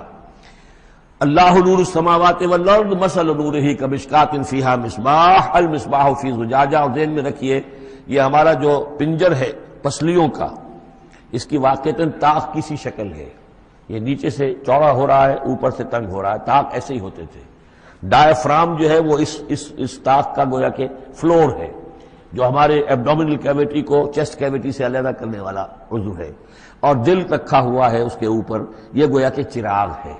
اس دل میں نور ایمان ہوتا ہے، اس دل کے اندر جو ہے وہ اللہ کا نور، اور یہ نور بنا ہے دو چیزوں سے، ایک وہ نور فطرت جو اس کے اندر موجود تھا، اس کی روح کے اندر، اور ایک نور وحی۔ ان دونوں کے اجتماع سے نور علی نور، وہ نور جو ہے وہ نور ایمان کی شکل میں اس قلب کے اندر جو ہے وہ جاگزی ہوا اور قلب منور ہو گیا۔ المصباح فی زجاجہ، الزجاجۃ کأنہا کوکب دری یوقد من شجرۃ مبارکۃ زیتونۃ لا شرقیۃ ولا غربیہ یکاد زیتها یضیء ولو لم تمسسہ نار نور علی نور یہدی اللہ لنورہ من یشاء۔ یہ نور علی نور ہے، دو نوروں کے جمع ہونے سے یہ نور ایمان وجود میں آیا، نور فطرت، نور وحی۔ اور اللہ تعالیٰ ہدایت دیتا ہے اپنے نور کی جس کو چاہتا ہے، اور اللہ یہ مثالیں لوگوں کے لیے بیان کرتا ہے۔ باقی اللہ کو تو ہر شے کا کما حقہ علم ہے، مثال کی ضرورت انسانوں کے لیے ہے کہ جو ان لطیف حقائق کو ایسے ہی از خود نہیں سمجھ سکتے۔ اب جن لوگوں کے دلوں میں یہ نور ایمان پیدا ہو جاتا ہے، ان کی ایک جھلک دکھائی جا رہی ہے کہ ان کی شخصیت، ان کی زندگی کی دلچسپیاں کیا ہوتی ہیں۔ فی بیوت اذن اللہ ان ترفع ویذکر فیہا اسمہ، ان گھروں میں جن کا کہ اللہ نے حکم دیا کہ انہیں بلند کیا جائے، یعنی مساجد۔ بلند کرنے سے مطلب یہ ہے کہ ان کو نمایاں بنایا جائے۔ ہر مسلمان آبادی میں معلوم ہو کہ مسجد ایک نمایاں شے ہے، یہ ضروری نہیں کہ اس کی ڈیکوریشن ہو، اس کے اوپر جو ہے خام خواہ تکلفات میں پیسے خرچ کیے جائیں، لیکن یہ کہ ایک تو یہ کہ وہ نمایاں ہونی چاہیے، معلوم ہو کہ اس آبادی کا مرکز یہ ہے۔ نمبر دو یہ ہے کہ ترفع، اس کو ہر طریقے سے، ہر معنوی گندگی سے بھی پاک رکھا جائے۔ وَيُذْكَرَ فِيهَا اسْمُهُ، اس میں اس کا نام لیا جائے۔ يُسَبِّحُ لَهُ فِيهَا بِالْغُدُوِّ وَالْآصَالِ، یہ جو صاحب ایمان لوگ ہیں جن کے دلوں میں ایمان کی قندیلیں روشن ہیں، یہ تسبیح کرتے ہیں اللہ کی ان گھروں کے اندر، صبح کے وقت بھی اور شام کے وقت بھی۔ رجال، وہ جواں مرد، لا تلہیہم تجارت ولا بیع عن ذکر اللہ واقام الصلاۃ، جن کو غافل نہیں کر سکتی نہ کوئی تجارت، نہ کوئی خرید و فروخت اللہ کی یاد سے اور نماز کے قائم کرنے سے، وایتاء الزکاۃ اور زکوٰۃ کے ادا کرنے سے۔ یخافون یومن، یہ سب کچھ کر کے بھی وہ ڈرتے رہتے ہیں، لرزاں و ترساں رہتے ہیں، کانپتے رہتے ہیں اس دن کے تصور سے، تتقلب فیہ القلوب والابصار، جس میں کہ دل بھی الٹ جائیں گے اور نگاہیں بھی الٹ جائیں گی۔ لیجزیہم اللہ احسن ما عملوا، تاکہ اللہ تعالیٰ ان کو بدلے میں دے بہترین جزا ان کے اعمال کی، وَيَزِيدَهُم مِّن فَضْلِهِ، اور اضافہ کرے اپنی طرف سے اپنے فضل میں سے۔ وَاللَّهُ يَرْزُقُ مَن يَشَاءُ بِغَيْرِ حساب، اور اللہ تعالیٰ چاہتا ہے دیتا ہے جس کو چاہتا ہے بغیر حساب۔ اللہم ربنا اجعلنا منہم، یہ تو مومن صادق کے لیے ایمان ان کے دلوں میں ہے، اس کی تمثیل یہ ہے، اور ان کے کردار کی جھلک یہ ہے۔ اب ایک ہے بین بین کے لوگ، ایمان تو نہیں ہے لیکن کچھ نہ کچھ نیکی کے کام کرتے ہیں، کچھ اپنے دل کی تسلی کے لیے، کچھ اپنے ضمیر کو مطمئن کرنے کے لیے۔ ان کی نیکی حقیقی نیکی نہیں ہے۔ وہ لیس البر ان تولوا وجوہکم قبل المشرق والمغرب، اس آیت کو ذہن میں رکھیے۔ والذین کفروا، اور جو لوگ ایمان سے تہی ہیں، محروم ہیں، کافر ہیں، ان کی نیکیاں، ان کے اعمال کیا ہیں؟ کسراب، جیسے ریت ہو، سراب ہو، بقیعۃ، ایک چٹیل میدان میں، یحسبہ الظمآن ماء، پیاسا سمجھتا ہے کہ پانی ہے، حتی اذا جاءہ، یہاں تک کہ وہ جب وہاں پہ گھسٹ کر بھی پہنچتا ہے تو معلوم ہوتا ہے لم یجدہ شیئا، کچھ نہیں پاتا وہاں پر، ووجد اللہ عندہ، اور اللہ کو پاتا ہے وہاں موجود، فوفاہ حسابہ، تو اللہ تعالیٰ اس کا حساب اسے پورا چکا دیتا ہے۔ واللہ سریع الحساب، اور اللہ جو ہے حساب چکانے میں دیر نہیں لگاتا۔ یعنی یہ جو نیکیاں ہوتی، جھوٹی نیکیاں، ملمے کی نیکیاں، حقیقی ایمان نہیں ہے، ایمان باللہ نہیں ہے، ایمان بالآخرت نہیں ہے، لیکن یوں ہی کچھ نہ کچھ نیکیاں ہیں، کچھ خدمت خلق کے کام ہے، اس طرح کی چیزیں اللہ کی نگاہ میں ان کی کوئی وقت نہیں۔ اس کے لیے پہلے ایک مثال سورہ ابراہیم میں آ چکی ہے، دوسری مثال یہ کہ یہ نیکیاں سراب کے مانند ہیں، جنہیں پیاسا سمجھتا ہے کہ یہ پانی ہے، حقیقت میں پانی نہیں ہے۔ اب تیسرا جو کردار ہے وہ یہ ہے کہ جن کے دلوں میں، جن کی زندگیوں میں یہ جھوٹ موٹ کی نیکی بھی نہیں ہے، نفس پرستی اور دنیا پرستی، اور ان کے اندر ہر طرح کی گندگی جو ہے وہ آ چکی ہے۔ ان کی مثال کیا ہے؟ او کظلمات فی بحر اللجی، یا جیسے کہ اندھیرے ہوں ایک بڑے گہرے سمندر میں، یغشاہ موج، اس کے اوپر ایک موج چڑھی ہوئی ہو، من فوقہ موج، اس کے اوپر ایک اور موج ہو، من فوقہ سحاب، اور اوپر جو ہے بادل بھی ہوں۔ یعنی اندھیری رات ہے، کوئی روشنی نہیں، اوپر بادل ہے، نہ چاند اور ستاروں کی کوئی روشنی نہیں آ رہی، اور اس کے ساتھ ہی یہ ہے کہ موج کے اوپر موج چڑھی ہوئی ہے۔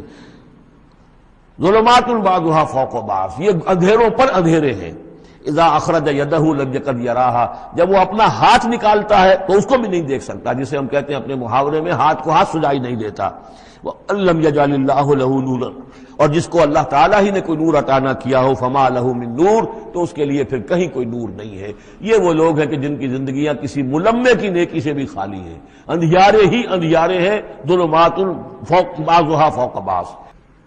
أَلَمْ تَرَ أَنَّ اللَّهَ يُسَبِّحُ لَهُ مَنْ فِي السَّمَاوَاتِ وَالْأَرْضِ وَالطَّيْرُ صَافَّاتٍ كُلٌّ قَدْ عَلِمَ صَلَاتَهُ وَتَسْبِيحَهُ وَاللَّهُ عَلِيمٌ بِمَا يَفْعَلُونَ۔ صدق اللہ العظیم۔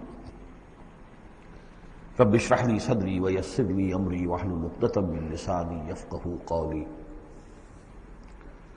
سورہ نور کا 5واں رکوع جو ہم پڑھ چکے ہیں، اس کے بارے میں یہ بات نوٹ کر لیجئے کہ جس طرح سورہ بقرہ کے پہلے 2 رکوعوں میں 3 قسم کے انسانوں کی تفصیل بیان ہوئی، وہاں وہ بنیادی طور پر ایک دعوت اور تحریک کے رد عمل میں جو لوگ مختلف شکلیں صورت اختیار کرتے ہیں، جو رد عمل مختلف شکلیں اختیار کرتا ہے، اس کے اعتبار سے ایک وہ جو مومنین صادقین ہیں، وہ ہر 6 بعد آباد جب اس دعوت کو قبول کرتے ہیں تو اس کیفیت کے ساتھ کہ اب جو ہو سو ہو۔ ایک وہ لوگ ہیں کہ جو کسی ضد کی وجہ سے، تعصب کی وجہ سے، ہردرمی کی وجہ سے، کسی تکبر کی وجہ سے، حسد کی وجہ سے اس کے انکار پر کمر کس لیتے ہیں، اور وہ لوگ جو ہیں کسی صورت بھی ماننے والے نہیں ہوتے۔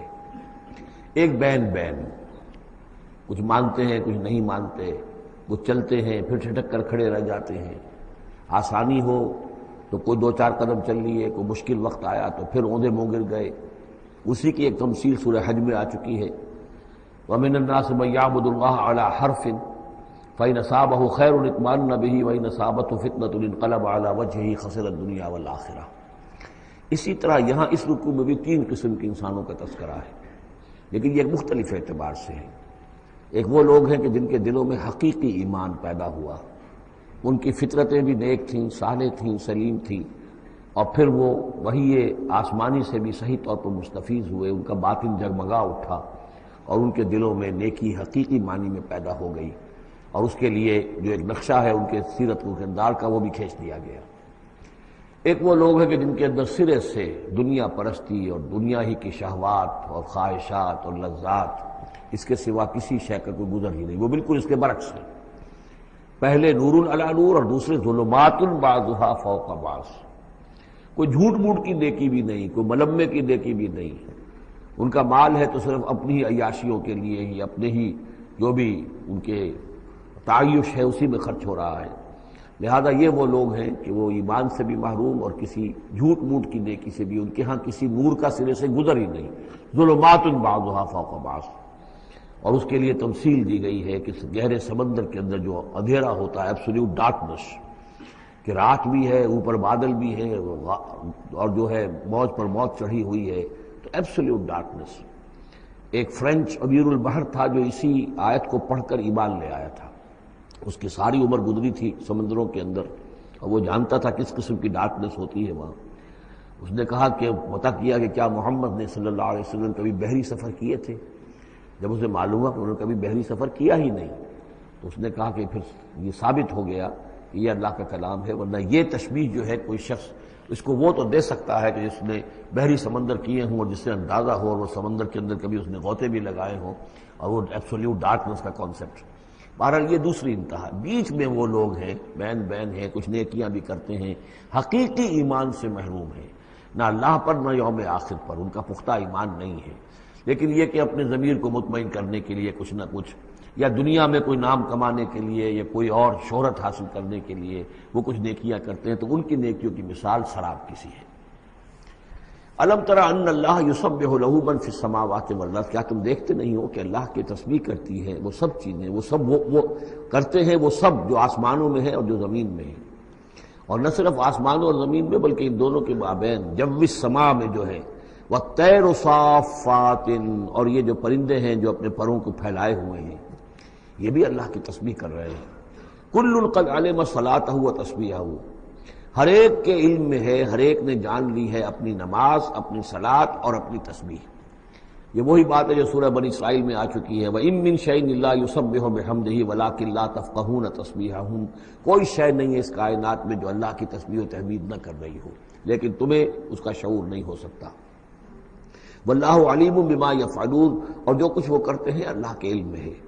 وَلِلَّهِ مُلْكُ السَّمَاوَاتِ وَالْأَرْضِ، اور اللہ ہی کے لیے ہے آسمانوں اور زمین کی بادشاہی۔ وَإِلَى اللَّهِ الْمَصِيرُ، اور اللہ ہی کی طرف لوٹ جانا ہے۔ الم تر ان اللہ یسجی سحابا، کیا تم دیکھتے نہیں ہو کہ اللہ تعالیٰ ہانک کر لاتا ہے بادلوں کو؟ کہاں سے ہوائیں لے کر چل رہی ہیں بادلوں کو؟ کہیں تو بے آف بنگال سے وہ اٹھی ہیں مانسون کی ہوائیں، اور کہاں تک پہنچ جاتی ہیں؟ پاکستان تک۔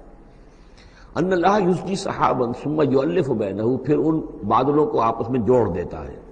ثم یجعلہ رکاما، پھر ان کو تہ بر تہ کر دیتا ہے۔ اب یہ تہ بر تہ کا معاملہ جو ہے، دیکھیے ہوائی سفر جس نے کیا ہے اسے اس کا تجربہ ہوتا ہے۔ جب جہاز چڑھتا ہے تب بھی وہ جب بادلوں کے اندر سے گزرتا ہے تو صاف نظر آتا ہے ایک تہ، اس کے بعد پھر خلا ہے، پھر ایک اور تہ، پھر خلا ہے، پھر ایک اور تہ، اترتے ہوئے بھی اسی طریقے سے تہ بر تہ بادل۔ رکامن فتر الودق یخرج من خلالہ، تو تم دیکھتے ہو کہ بارش برستا ہے ان دونوں، ان کے بین سے، ان کے بیچ سے برستی ہے بارش، پانی برستا ہے۔ وَيُنَزِّلُ مِنَ السَّمَاءِ مِن جِبَالٍ فِيهَا مِن بَرَدٍ، اور اللہ تعالیٰ اتارتا ہے آسمان سے وہ پہاڑ بھی کہ جن میں وہ اولے ہوتے ہیں، یعنی یہ کہ اولے جو آ رہے ہیں زمین پر تو معلوم ہوتا ہے کہ جیسے ان کے بھی کوئی پہاڑ ہے آسمانوں کے اندر۔ فَيُصِيبُ بِهِ مَن يَشَاءُ، تو اللہ تعالیٰ یہ اولے برسا دیتا ہے جس پر چاہتا ہے، یعنی جس کی کھیتی برباد اللہ کو کرنی ہوتی ہے کسی سبب سے، اس کی کھیتی کے اوپر یہ اولے جا کے برس جاتے ہیں۔ وَيَصْرِفُهُ عَن مَن يَشَاءُ، اور ان کا رخ پھیر دیتا ہے جس سے چاہتا ہے۔ ایسا بھی ہوتا ہے بعض اوقات کہ بالکل ایک کھیت جو ہے وہ بالکل تباہ و برباد ہو گیا ہے اور برابر کا کھیت بالکل ٹھیک ہے، اس کے اوپر کوئی اولا نہیں گرا۔ یکاد سنا برقہ یذھب بالابصار، اور اس کی جو بجلی کی کوند ہے وہ اس قریب ہے کہ وہ لوگوں کی نگاہوں کو اچک کر لے جائے۔ یقلب اللہ اللیل والنہار، اللہ تعالیٰ عدلتا بدلتا رہتا ہے دن اور رات کو۔ ان فی ذلک لعبرۃ لاولی الابصار، یقیناً اس میں دھیان کرنے کا اور سبق سیکھنے کا اور عبرت حاصل کرنے کا مواد ہے ہوش مندوں کے لیے، آنکھ والوں کے لیے، دیکھنے والوں کے لیے۔ واللہ خلق کل دابۃ من ماء، اور اللہ نے بنائی ہے ہر جاندار چیز اس زمین کے اوپر پانی سے۔ فمنہم من یمشی علی بطنہ، اب ان جانداروں میں سے جو زمین میں اللہ نے بنائے ہیں وہ بھی ہے کہ جو اپنے پیٹ کے بل پر چلتے ہیں، یہ ریپٹائلز جن کو ہم کہتے ہیں، ریپٹائلز ہیں جو اپنے پیٹ کے بل پر چل رہے ہیں۔ منہم من یمشی علی رجلین، اور ان میں وہ بھی ہیں کہ جو دو ٹانگوں پر چلتے ہیں۔ اب ہم بھی انہی میں سے ہیں، اور باقی شمپنزی اور گوریلاز بھی ہیں، اور بھی ایسے ہوں گے کہ جو دو ٹانگوں پر چلتے ہوں۔ وَمِنْهُمْ مَنْ يَمْشِي عَلَى أَرْبَعٍ، سب سے زیادہ کثیر تعداد جو ہے وہ زمینی حیوانات کے اندر ان کی ہے کہ جو چار پر چلتے ہیں۔ یخلق اللہ ما یشاء، اللہ تعالیٰ پیدا کرتا جو چاہتا ہے۔ ان اللہ علی کل شیء قدیر، یقیناً اللہ تعالیٰ ہر چیز پر قادر ہے۔ اب کافی عرصے کے بعد منافقین کا تذکرہ قرآن مجید میں ہو رہا ہے، چونکہ یہ ہم نے سورہ یونس سے لے کر اور سورہ مومنون تک جو 14 صورتیں پڑھی ہیں ان میں تو سارا معاملہ تھا مشرکین عرب سے، کفار سے، مشرکین سے، ساری بحث ان سے تھی۔ کہیں کہیں گفتگو کا رخ جو ہے وہ اہل کتاب کی طرف ہوئے سخن، بغیر انہیں باضابطہ خطاب کیے ہوئے، اور یا پھر تیسرا خطاب حضور سے ہے ذاتی، اور حضور کی وساطت سے اہل ایمان کے ساتھ، اور ابھی وہاں نفاق کا کوئی اس قسم کا موجود نہیں تھا معاملہ کہ منافقین کے ساتھ کوئی رد و قدا ہوتی۔ لیکن یہ تو چونکہ سورہ نازل ہو رہی ہے سن 6 ہجری میں، یہ گویا کہ یوں سمجھیے کہ عین مدنی جو دور ہے اس کا عین وسط ہے، بالکل سن 11 میں حضور کا انتقال ہوا ہے، تو سن 6 یوں سمجھیے کہ ان دونوں کے بالکل وسط کے اندر ہے، یہ بالکل درمیانی دور ہے مدنی دور کا۔ یہاں پر اب تذکرہ ہو رہا ہے منافقین کا۔ لقد انزلنا آیات مبینات، ہم نے نازل کی ہیں روشن آیات۔ واللہ یہدی من یشاء الی صراط مستقیم، اور اللہ تعالیٰ ہدایت دیتا ہے جس کو چاہتا ہے سیدھے راستے کی طرف۔ وَيَقُولُونَ آمَنَّا بِاللَّهِ، اور کچھ لوگ وہ بھی ہیں جو کہتے ہیں ہم ایمان لائے اللہ پر، وبالرسول، اور اللہ کے رسول پر، وَأَطَعْنَا، اور ہم نے اطاعت قبول کی۔ ثُمَّ يَتَوَلَّىٰ فَرِيقٌ مِّنْهُمْ، پھر ان میں سے ایک جماعت جو ہے پیٹھ موڑ کر جاتی ہے، مِن بَعْدِ ذَلِكَ، اس کے بعد، یعنی اب اس کے بعد یہ سب کچھ کہہ کر قول و قرار کر کے اطاعت کا یہاں دم بھر کر جاتے ہیں، لیکن پھر طرز عمل ان کا کچھ اور ہوتا ہے۔ وَمَا أُولَٰئِكَ بِالْمُؤْمِنِينَ، اور یہ لوگ حقیقی مومن نہیں ہیں۔ وَإِذَا دُعُوا إِلَى اللَّهِ وَرَسُولِهِ لِيَحْكُمَ بَيْنَهُمْ، اور جب انہیں پکارا جاتا ہے، بلایا جاتا ہے کہ آؤ اللہ کی طرف اور رسول کی طرف کہ ان کے مابین فیصلے کرے۔ یہ سورہ نساء میں ہم یہ سارے مضامین بڑی تفصیل سے پڑھ چکے ہیں کہ وہ لوگ چاہتے تھے کہ اپنے مقدمات جو ہیں وہ یہودیوں کی عدالت میں لے جائیں، اس لیے کہ حضور کے ہاں انہیں اندیشہ ہوتا تھا کہ یہاں تو بالکل صحیح فیصلہ ہو جائے گا۔ تو اس طرح کا جو ان کا کردار تھا، جب انہیں بلایا جاتا ہے اللہ کے اور اس کے رسول کی طرف کہ آؤ کہ وہ فیصلہ کرے تمہارے مابین، اذا فریق منہم معرضون، تو ان میں سے ایک گروہ اور ایک جماعت ایسی ہے جو اعراض کرتی ہے اور کرنی کترا جاتی ہے۔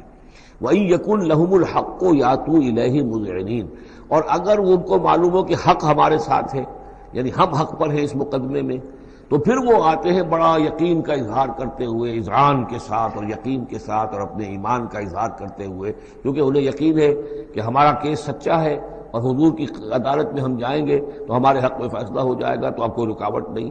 یاتوا الیہ مذعنین، خوب یقین کا اعتماد کا اظہار کرتے ہوئے آتے ہیں۔ افی قلوبہم مرض، کیا ان کے دلوں میں روگ ہے؟ ام ارتابوا، یا یہ شکوک میں مبتلا ہو گئے ہیں؟ ام یخافون ان یحیف اللہ علیہم، یا انہیں یہ اندیشہ ہے کہ اللہ تعالیٰ جو ہے ان کے ساتھ ناانصافی کرے گا، ورسولہ، اور اس کے رسول، بل اولئک هم الظالمون، نہیں بلکہ حقیقت میں یہی ظالم ہیں۔ ایمان کی اصل حقیقت سے چونکہ یہ محروم ہے، لہذا ساری غلطی ان کے اپنے کردار میں ہے۔ انما کان قول المؤمنین اذا دعوا الی اللہ ورسولہ لیحکم بینہم، جو حقیقی مومن ہوتے ہیں ان کو تو جب بلایا جاتا ہے اللہ کی طرف اور اس کے رسول کی طرف کہ وہ فیصلہ کرے ان کے مابین، تو ان کا قول تو یہی ہوتا ہے ان یقولوا سمعنا واطعنا، کہ وہ کہتے ہیں کہ ہم نے سنا اور ہم نے مانا، ہم حاضر ہیں، جو بھی فیصلہ محمد رسول اللہ کا ہوگا ہم اسے بصر و چشم تسلیم کریں گے۔ انما کان قول المؤمنین اذا دعوا الی اللہ ورسولہ لیحکم بینہم ان یقولوا سمعنا واطعنا واولئک هم المفلحون، اور یقیناً وہی لوگ ہیں جو پھر فلاح پانے والے ہیں۔ ومن یطع اللہ ورسولہ، اور جو اللہ کی اور اس کے رسول کی اطاعت کرتا ہے، ویخشى اللہ ویتقہ، اور اللہ کا خوف بھی رکھتا ہے اور اس کا تقوی اختیار کرتا ہے، فاولئک هم الفائزون، تو یقیناً وہی لوگ ہیں کہ جو کامیاب ہونے والے ہیں۔ واقسموا باللہ جہد ایمانہم، اور وہ قسمیں کھا کھا کر کہتے ہیں، اللہ تعالیٰ کی قسمیں کھاتے ہیں اپنی امکانی حد تک، لئن امرتہم، اے نبی اگر آپ حکم دیں گے، لَيَخْرُجُنَّ، تو وہ لازماً نکل جائیں گے۔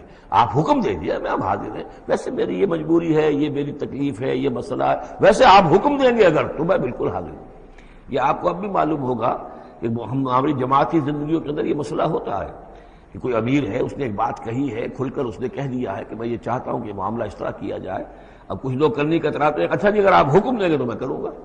لیکن یہ کیا بات ہے؟ جب وہ امیر ہے آپ کا، وہ بات کہہ رہا ہے، تو اس کی بات کو آپ حکم کیوں نہیں سمجھ گئے؟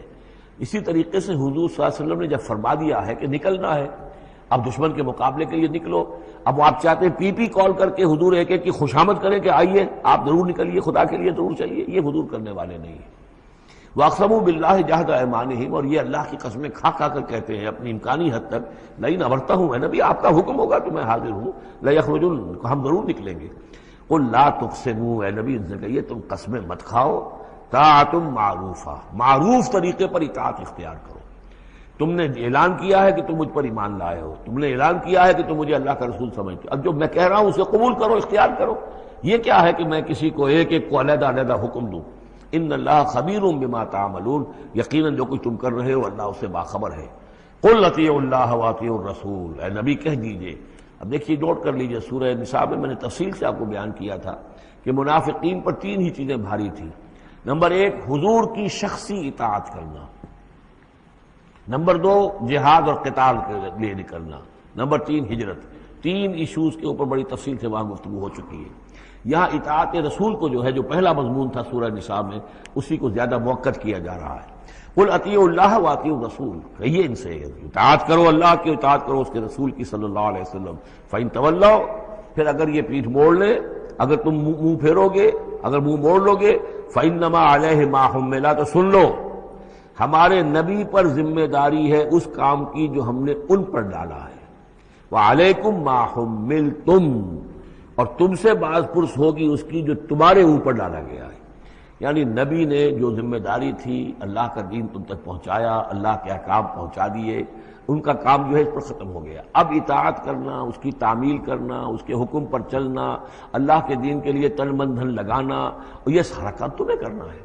تو جو ان کی ذمہ داری ہے وہ ادا کریں گے، اور اللہ کے ہاں ان سے ان کے بارے میں سوال کر لیا جائے گا، اور جو تمہاری ذمہ داری ہے ظاہر بات ہے کہ اس کے جواب بھی تمہیں کرنی ہے۔ اس میں یہ بھی ہوتا ہے بسا اوقات کہ کسی شخص کو یہ گمان ہو جائے.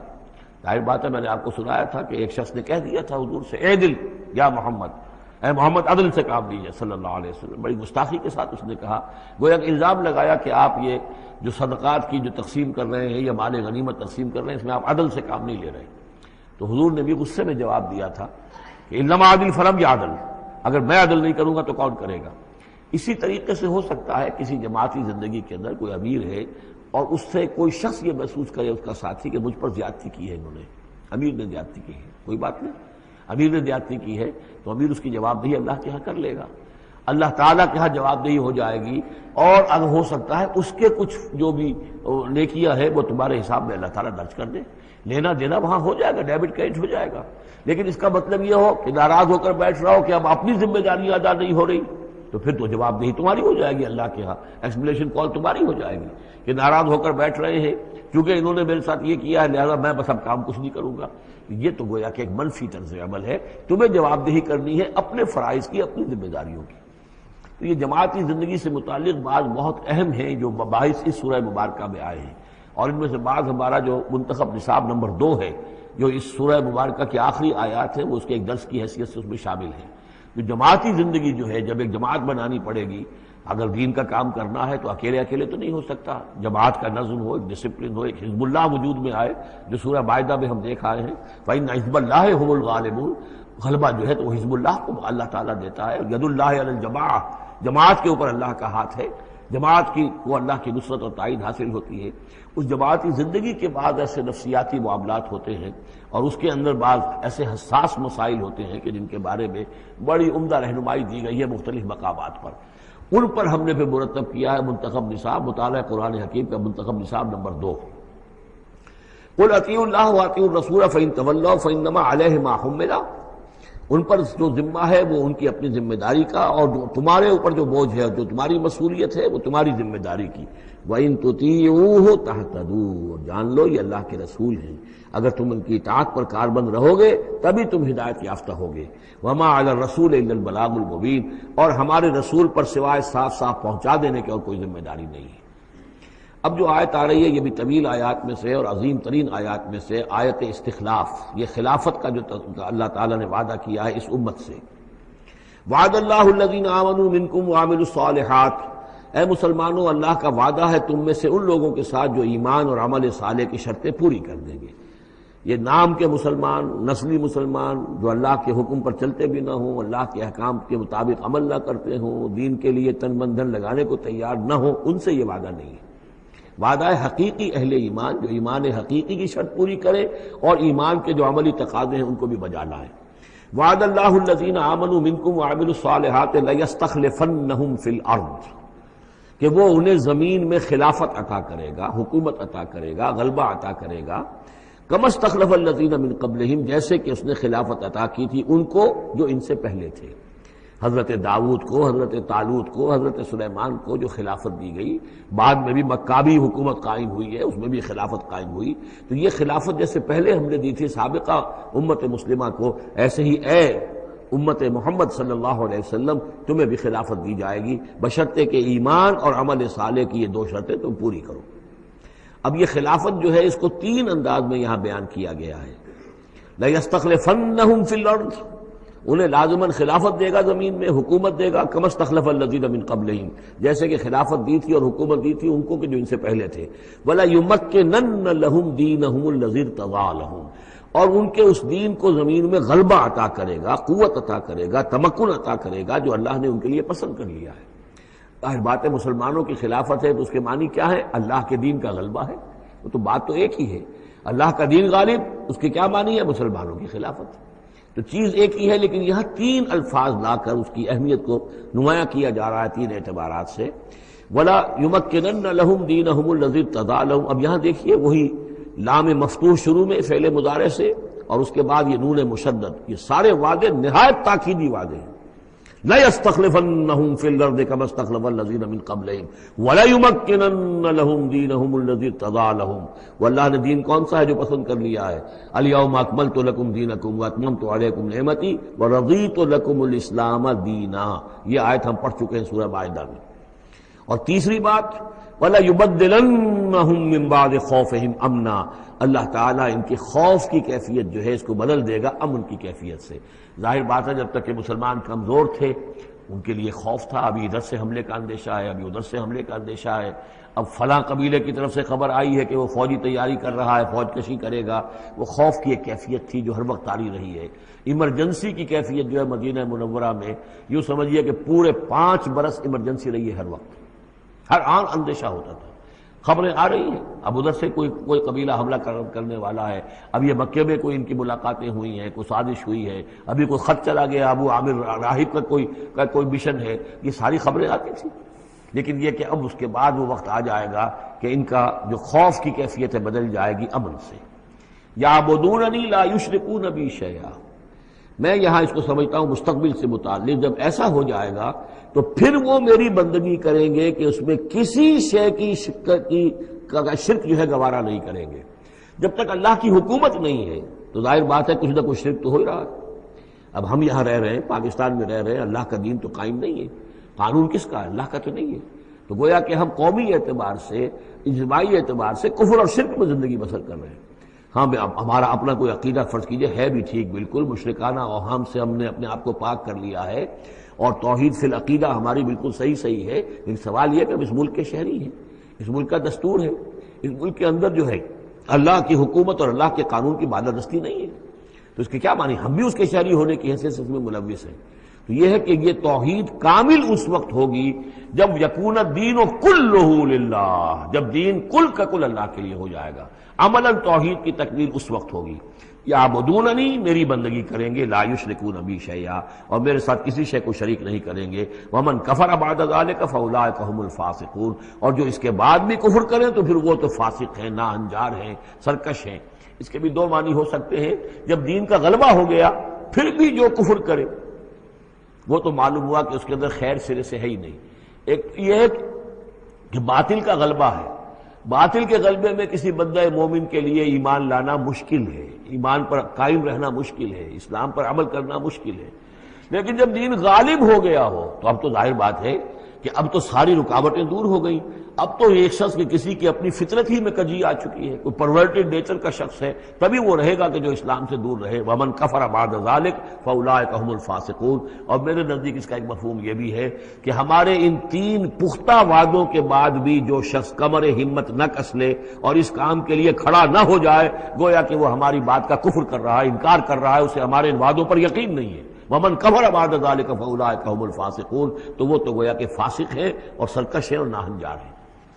اس آیت کو ذہن میں رکھیے، اس حدیث کو آج میں چاہتا ہوں کہ اس کا متن بھی آپ کو سنا دوں کہ اس کی خبر دی ہے محمد رسول اللہ صلی اللہ علیہ وسلم نے۔ تاریخی اعتبار سے تو یہ نوٹ کر لیجئے، یہ سن 6 ہی کے اندر، ابتدائی میں سن 6 کے یہ آیت نازل ہوئی۔ سن 6 ہی میں صلح حدیبیہ ہو گئی، انا فتحنا لک فتحا مبینا، گویا کہ اس آیت کا جو مصداق ہے وہ ظاہر ہونا شروع ہو گیا۔ سن 7 میں غزوہ خیبر ہوا، اللہ نے بہت بڑا مال غنیمت مسلمانوں کو دیا۔ سن 8 میں مکہ فتح ہو گیا۔ سن 9 میں موپنگ اپ آپریشن ہو گیا، اعلان کر دیا گیا حج کے اندر کہ آئندہ سے یہاں کوئی مشرک نہیں آئے گا، اور اب تمہارے لیے اتنی مہلت ہے، کوئی معاہدہ قائم نہیں رہے گا، جو معاہدے ہیں میعادی ان کی میعاد ختم ہوتے ہی معاہدہ ختم، اور جن کی میعاد کوئی نہیں تھی ان کے لیے ہم 4 مہینے کی میعاد مقرر کر رہے ہیں کہ اس کے بعد کوئی معاہدہ کسی مشرک سے نہیں ہے، جب یہ مدت ختم ہو جائے گی قتل عام شروع ہو جائے گا۔ یہ تو اللہ تعالیٰ کی طرف سے جزیرہ نماء عرب کے اندر دین کی تکمیل ہو گئی، خلافت قائم ہو گئی، اللہ کی حکومت قائم ہو گئی۔ جیسے حضرت داؤد خلیفہ تھے، یہاں حضرت محمد خلیفہ ہے صلی اللہ علیہ وسلم، اس لیے کہ حاکم اب کون ہے؟ حضرت محمد صلی اللہ علیہ وسلم۔ اپنی زندگی میں تو حاکمیت جو بھی ہے آپ کے پاس ہے۔ اس کے بعد خلافت راشدہ میں پھر یہ خلافت کہاں سے کہاں پہنچی وہ آپ کو معلوم ہے، لیکن پھر ریورسل شروع ہو گیا۔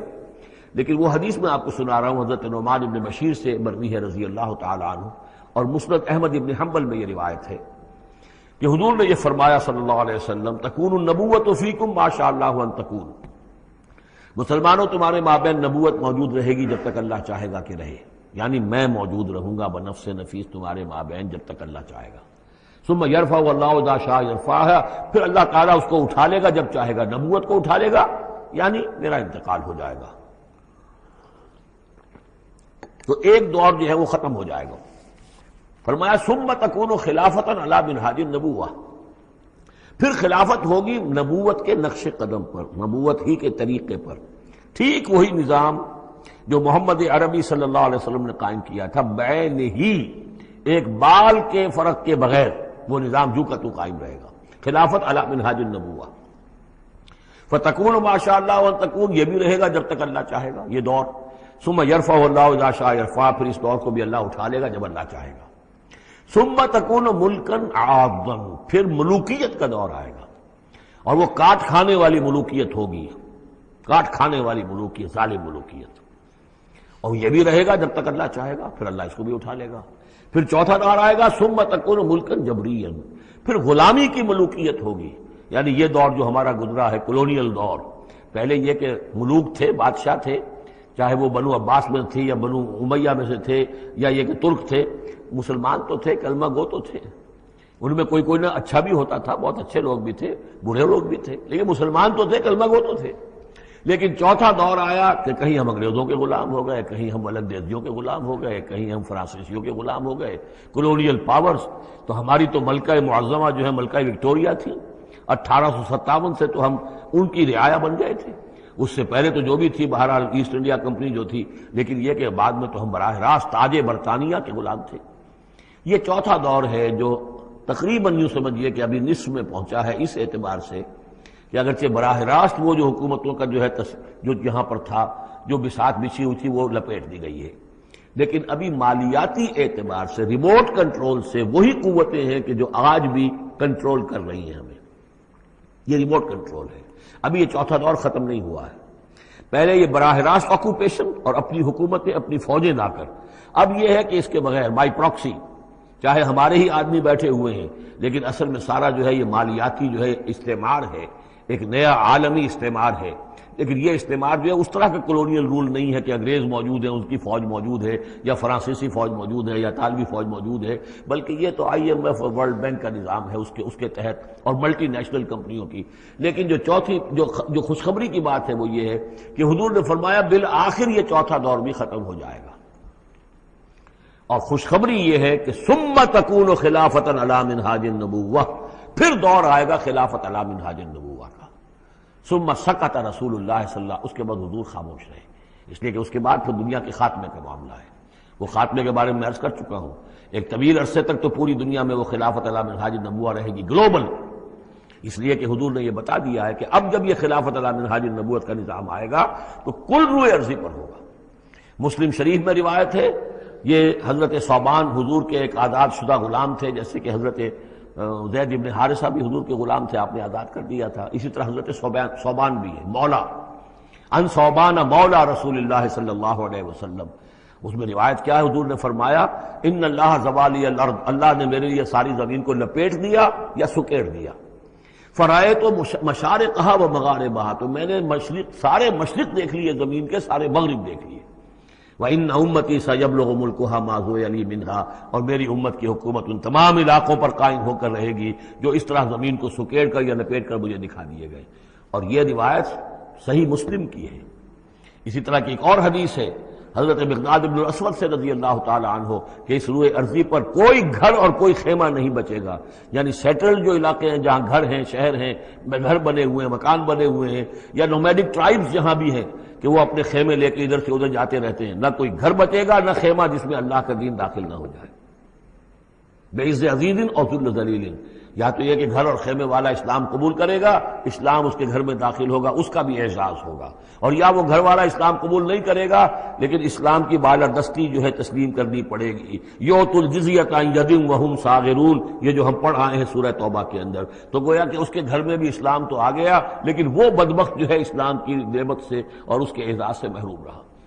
یہ ہے وہ خبر کہ جو ہے صحیح احادیث ہیں، اور یہ منطقی طور پر بھی سمجھ لیجئے کہ قرآن مجید میں یہ بات واضح کر دی گئی کہ حضور کو بھیجا گیا غلبہ دین کے لیے، 3 دفعہ فرمایا، سورہ توبہ میں ہم پڑھ چکے ہیں، 2 مرتبہ آگے اور آنا ہے، هو الذی ارسل رسولہ بالہدی ودین الحق لیظہرہ علی الدین کلہ، اور 5 مرتبہ فرمایا کہ حضور کو بھیجا گیا پوری نوع انسانی کے لیے۔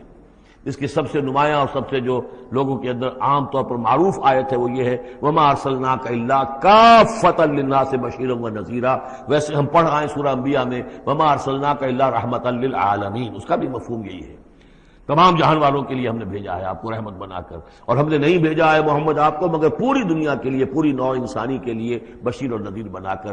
ان دونوں کو جوڑیں تو اس کا منطقی نتیجہ بھی یہ ہے کہ حضور کی بعثت کا مقصد مکمل ہوگا ہی اس وقت جبکہ کل عالم انسانیت پر دین حق غالب ہو جائے، اور یہ ہو کر لینا ہے۔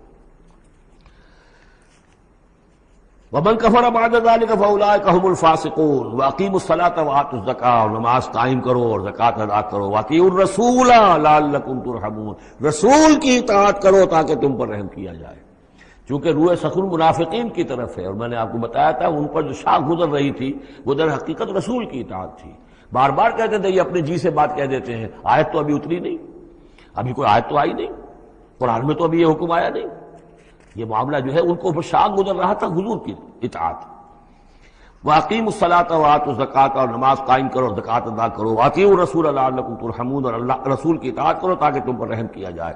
لَا تَحْسَبَنَّ الَّذِينَ كَفَرُوا مُعْجِزِينَ فِي الْأَرْضِ، یہ کافر یہ نہ سمجھیں کہ وہ اللہ کو تھکا دیں گے یا ہرا دیں گے اس زمین میں، وَمَأْوَاهُمُ النَّارُ، ان کا ٹھکانہ آگ ہے، وَلَبِئْسَ الْمَصِيرُ، اور بہت برا ٹھکانہ ہے۔ یا ایھا الذین آمنوا لیستأذنکم الذین ملکت ایمانکم، اب وہی جو سماجی احکام کچھ دیے گئے تھے کہ اذن لیے بغیر تم داخل نہ ہو گھر میں، اور اس طرح کے آداب جو ہیں معاشرتی، ان کے ضمن میں مزید احکام آ رہے ہیں۔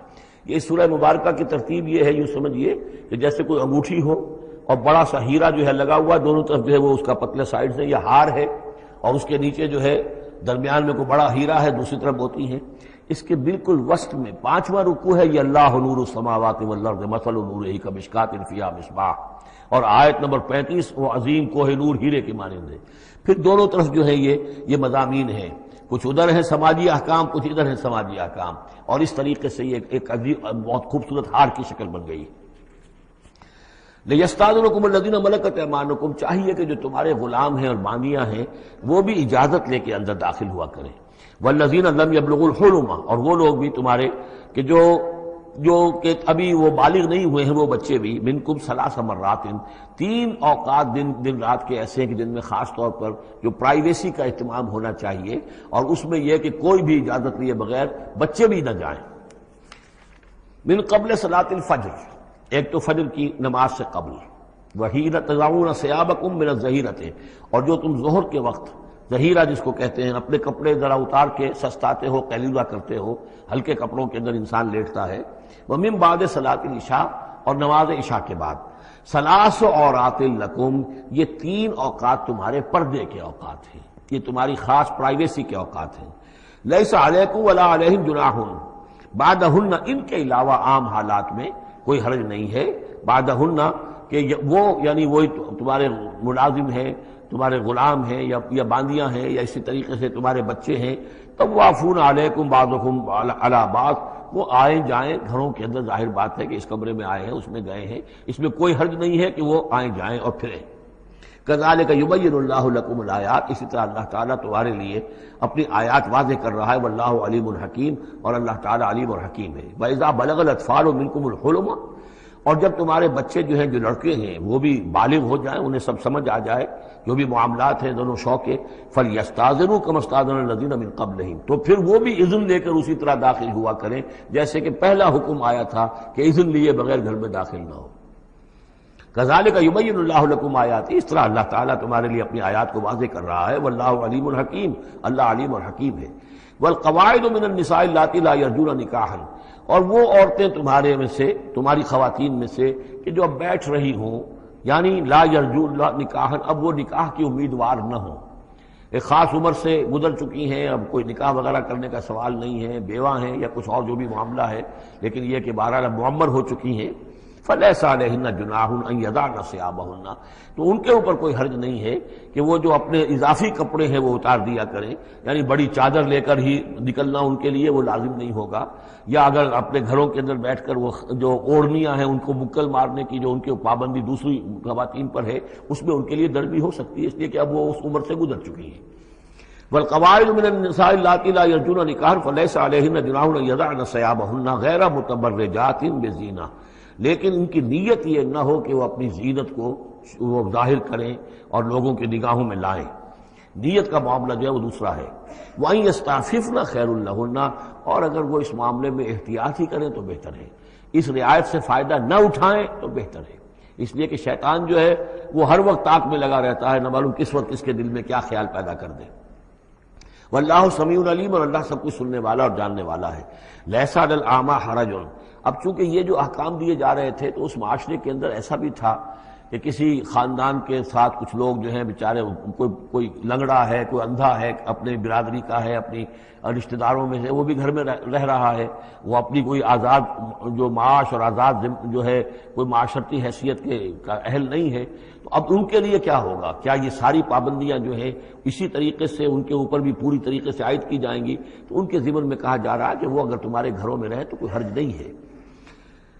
لیس علی الاعمی حرج، کوئی کسی اندھے کے اوپر کوئی حرج نہیں ہے، کوئی تکلیف نہیں ہے۔ ولا علی الاعرج حرج، اور نہ ہی کسی لنگڑے پر، ولا علی المریض، اور نہ بیمار پر حرج، ولا علی انفسکم، نہ تمہارے اوپر کوئی اس میں کوئی تنگی ہے، ان تاکلوا من بیوتکم و بیوت آبائکم، کہ تم کھانا کھایا کرو اپنے گھروں سے، اپنے باپوں کے گھروں سے، اور بیوت امہاتکم، یا اپنی ماؤں کے گھروں سے، اور بیوت اخوانکم، اپنے بھائیوں کے گھروں سے، اور بیوت اخواتکم، یا اپنی بہنوں کے گھروں سے، اور بیوت اعمامکم، یا اپنے چچاؤں کے گھروں سے، اور بیوت عماتکم، یا اپنی پھوپھیوں کے گھروں سے، اور بیوت اخوالکم، یا اپنے ماموں کے گھروں سے، اور بیوت خالاتکم، یا اپنی خالاؤں کے گھروں سے، او ما ملکت مفاتحہ، یا یہ کہ جس کی کنجیاں تمہارے ہاتھ میں ہے، کارخانہ ہے، اس کے مالک ہی تم ہو، وہاں جاؤ اور وہاں پر جا کر تم کھانا پینا ہو تو کھاؤ، اور صدیقکم، یا تمہارے اپنے دوست ہیں اس کے گھر سے، لیس علیکم جناح ان تاکلوا، کوئی حرج نہیں ہے تم پر اس میں، ان تاکلوا جمیعا، کہ سب مل کر کھاؤ، او اشتاتا، یا علیحدہ علیحدہ کھاؤ۔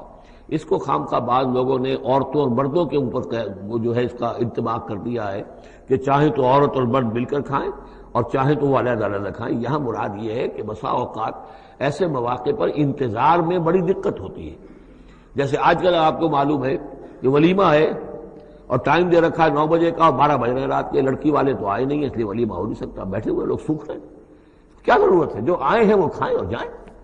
لہذا یہ نہیں ہے کہ سب کے سب جمع ہو کر ہی اور ایک ہی جمعیت ہو تبھی وہ کھائیں، بلکہ یہ کہ اپنی ضرورت کے تحت جیسے بھی ہو، اگر سب مل جل کر بیٹھ کر کھائیں تب بھی کوئی حرج نہیں، اور اگر علیحدہ علیحدہ گروپس کے اندر یہ کھا لیا جائے تب بھی کوئی حرج نہیں۔ یہ مجلسی احکام جو دیے جا رہے ہیں، اس سے مراد یہ نہیں ہے کہ سطر اور حجاب کے احکام بھی یہاں پہ ٹوٹ جائیں گے، اور یہاں پر جو ہے گھریلو جو ہے اگر پارٹیز کوئی تھرو کی گئی ہیں تو اس میں کوئی پردے وردے کی حاجت نہیں ہے، اس میں مرد اور عورتیں جو ہیں وہ مخلوط طور پر شریک ہو جائیں، معاذ اللہ، یہ مراد نہیں۔ فَإِذَا دَخَلْتُمْ بُيُوتًا فَسَلِّمُوا عَلَىٰ أَنفُسِكُمْ، پھر جب تم گھروں میں داخل ہو تو اپنے آپ پر سلام بھیجا کرو، یعنی انفسکم سے مراد ہے گھر میں رہنے والے جو ہیں وہ تمہارے ہی میں سے ہیں، تمہارے رشتہ دار ہیں، عزیز ہیں، یا تمہارے اپنے گھر میں بھی داخل ہو تو السلام علیکم کہو۔ تحیۃ من عند اللہ مبارکۃ طیبۃ، یہ دعا ہے اللہ کے پاس سے، اللہ نے تمہیں سکھائی ہے السلام علیکم، اور یہ مبارک بھی ہے اور پاک بھی ہے۔ کذالک یبین اللہ لکم الآیات لعلکم تعقلون، اسی طرح اللہ تعالیٰ تمہارے لیے اپنی آیات کو واضح کر رہا ہے، کھول کر بیان کر رہا ہے تاکہ تم عقل سے کام لو۔ اب آخری جو رکوع ہے اس کا، اس سورہ مبارکہ کا، اور اس کی کل 3 آیات ہیں، یہ خالص جماعتی زندگی، وہ جو جہاد اور قتال کے لیے یا کسی اور اجتماعی کام کے لیے حضور جب نکلتے تھے اور اہل ایمان آپ کے ساتھ ہیں، اس وقت کیا صورتحال ہونی چاہیے۔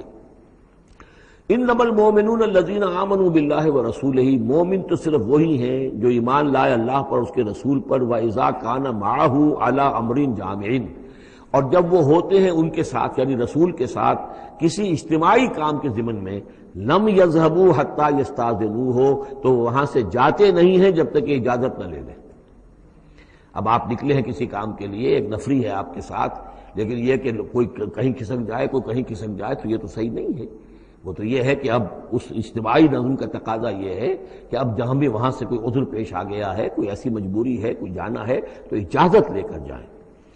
علی امر جامع لم یذهبوا حتى یستاذنوه، جب تک کہ اذن نہ لے لیں۔ ان الذین یستاذنونک اولئک الذین یؤمنون باللہ ورسولہ، یقیناً جو اے نبی جو لوگ آپ سے اجازت لیتے ہیں وہی ہیں کہ جو ایمان رکھتے ہیں اللہ پر، اس کے رسول پر۔ فیستاذنوک، پھر جب وہ آپ سے کوئی اجازت مانگے، رخصت مانگے، لبعض شانہم، اپنی کسی عذر کی وجہ سے، فاذن لمن شئت منہم، تو اجازت دے دیجئے جسے آپ چاہیں۔ مطلب یہ ہے کہ جو لیڈر ہے، جو اس وقت سپہ سالار ہے، اسے معلوم ہے سچویشن کیسی ہے، میرے پاس پہلے ہی نفری، میرے پاس کوئی اضافی نفری ہے جس میں سے میں کسی کو ریلیو کر سکتا ہوں، یا پہلے ہی میرے پاس کم نفری ہے، اس میں کسی اور کی کمی جو ہے وہ اور زیادہ خطرناک ہو جائے گی نتائج کے اعتبار سے۔ لہذا یہ نہیں ہے کہ صاحب میں نے اجازت طلب کی ہے تو مجھے اجازت ملنی چاہیے، یہ نہیں، اجازت کیا ہوئی پھر؟ یہ تو وہی ہے جو تھانے داروں کسی معافی مانگتی ہے، اچھا میں نے تو کچھ نہیں کیا لیکن اگر آپ سمجھتے ہیں کہ میں نے کچھ کیا تو میں معافی مانگتا ہوں۔ یہ تو در حقیقت الٹی دھونس ہے کہ آپ بڑے کمینے آدمی ہیں، میں نے تو کچھ کیا نہیں تھا پھر بھی آپ سمجھ رہے ہیں کہ میں نے کچھ کیا ہے، تو میں اتنا اونچا ہوں کہ پھر میں معافی مانگتا ہوں۔ یہ در حقیقت وہ انداز نہیں۔ اجازت تو طلب کرنی ہے تو یہ ہے کہ اجازت لے کر اجازت ملے، اور یہ اختیار جو ہے پھر اے نبی آپ کو ہے کہ آپ چاہیں تو اجازت دیں۔ فاذن لمن شئت منہم واستغفر لهم اللہ، اور اس پر بھی ان کے لیے استغفار کیجئے اللہ سے، کیونکہ انہوں نے ظاہر بات ہے اپنے کسی ذاتی کام کو زیادہ اہمیت دی ہے اس اجتماعی کام سے۔ یہ اجتماعی کام نبی کا ذاتی نہیں ہے، یہ دین کا کام ہے، اللہ کے دین کا کام ہے۔ دین کو غالب کرنا فرض منصبی اللہ کی طرف سے ہے ان پر، لہذا اس کے لیے تم ان کے ساتھ نکلے ہو۔ لہذا یہاں پر جو ہے اب اگر تم نے اپنے ذاتی کام کو اس دین کے کام سے اہم تر سمجھا ہے تبھی تو یہاں سے رخصت لے کر جا رہے ہو، یہ خود ایک ہلکی بات ہے، گویا کہ تم نے دین کے کام کو کمتر سمجھا ہے اللہ کے کام اپنے کام سے، اور اس کو اہمیت زیادہ دی ہے۔ لہذا استغفار، اے نبی ان کے لیے استغفار کیجئے، واستغفر لهم اللہ، اور ان کے لیے استغفار کیجئے، ان اللہ غفور الرحیم، یقیناً اللہ تعالیٰ غفور الرحیم ہے۔ ایک بات البتہ نوٹ کر لیجئے کہ یہ مضمون جب سورہ توبہ میں آیا ہے تو اس سے اگلا قدم ہے، یہ چونکہ ہے سن 6، وہ ہے سن 9، 3 سال میں فرق کیا واقع ہوا؟ ابھی تو فرمایا گیا ہے کہ جو اجازت لے کر جاتا ہے نبی وہ وہی ہے کہ جو واقعی ایمان رکھتا ہے، لیکن وہاں فرمایا گیا جو ایمان رکھتے ہیں وہ اجازت لیتے ہی نہیں۔ وہ جو موقع تھا وہ تھا نفیر عام کا موقع، وہ موقع تھا نہایت ہی سمجھیے ایمرجنسی کا موقع، اس موقع پر اجازت طلب کرنا ہی در حقیقت اس بات کی علامت تھی کہ یہ منافق ہے، لہذا وہاں روکا گیا۔ آپ نے کیوں اجازت دے دی؟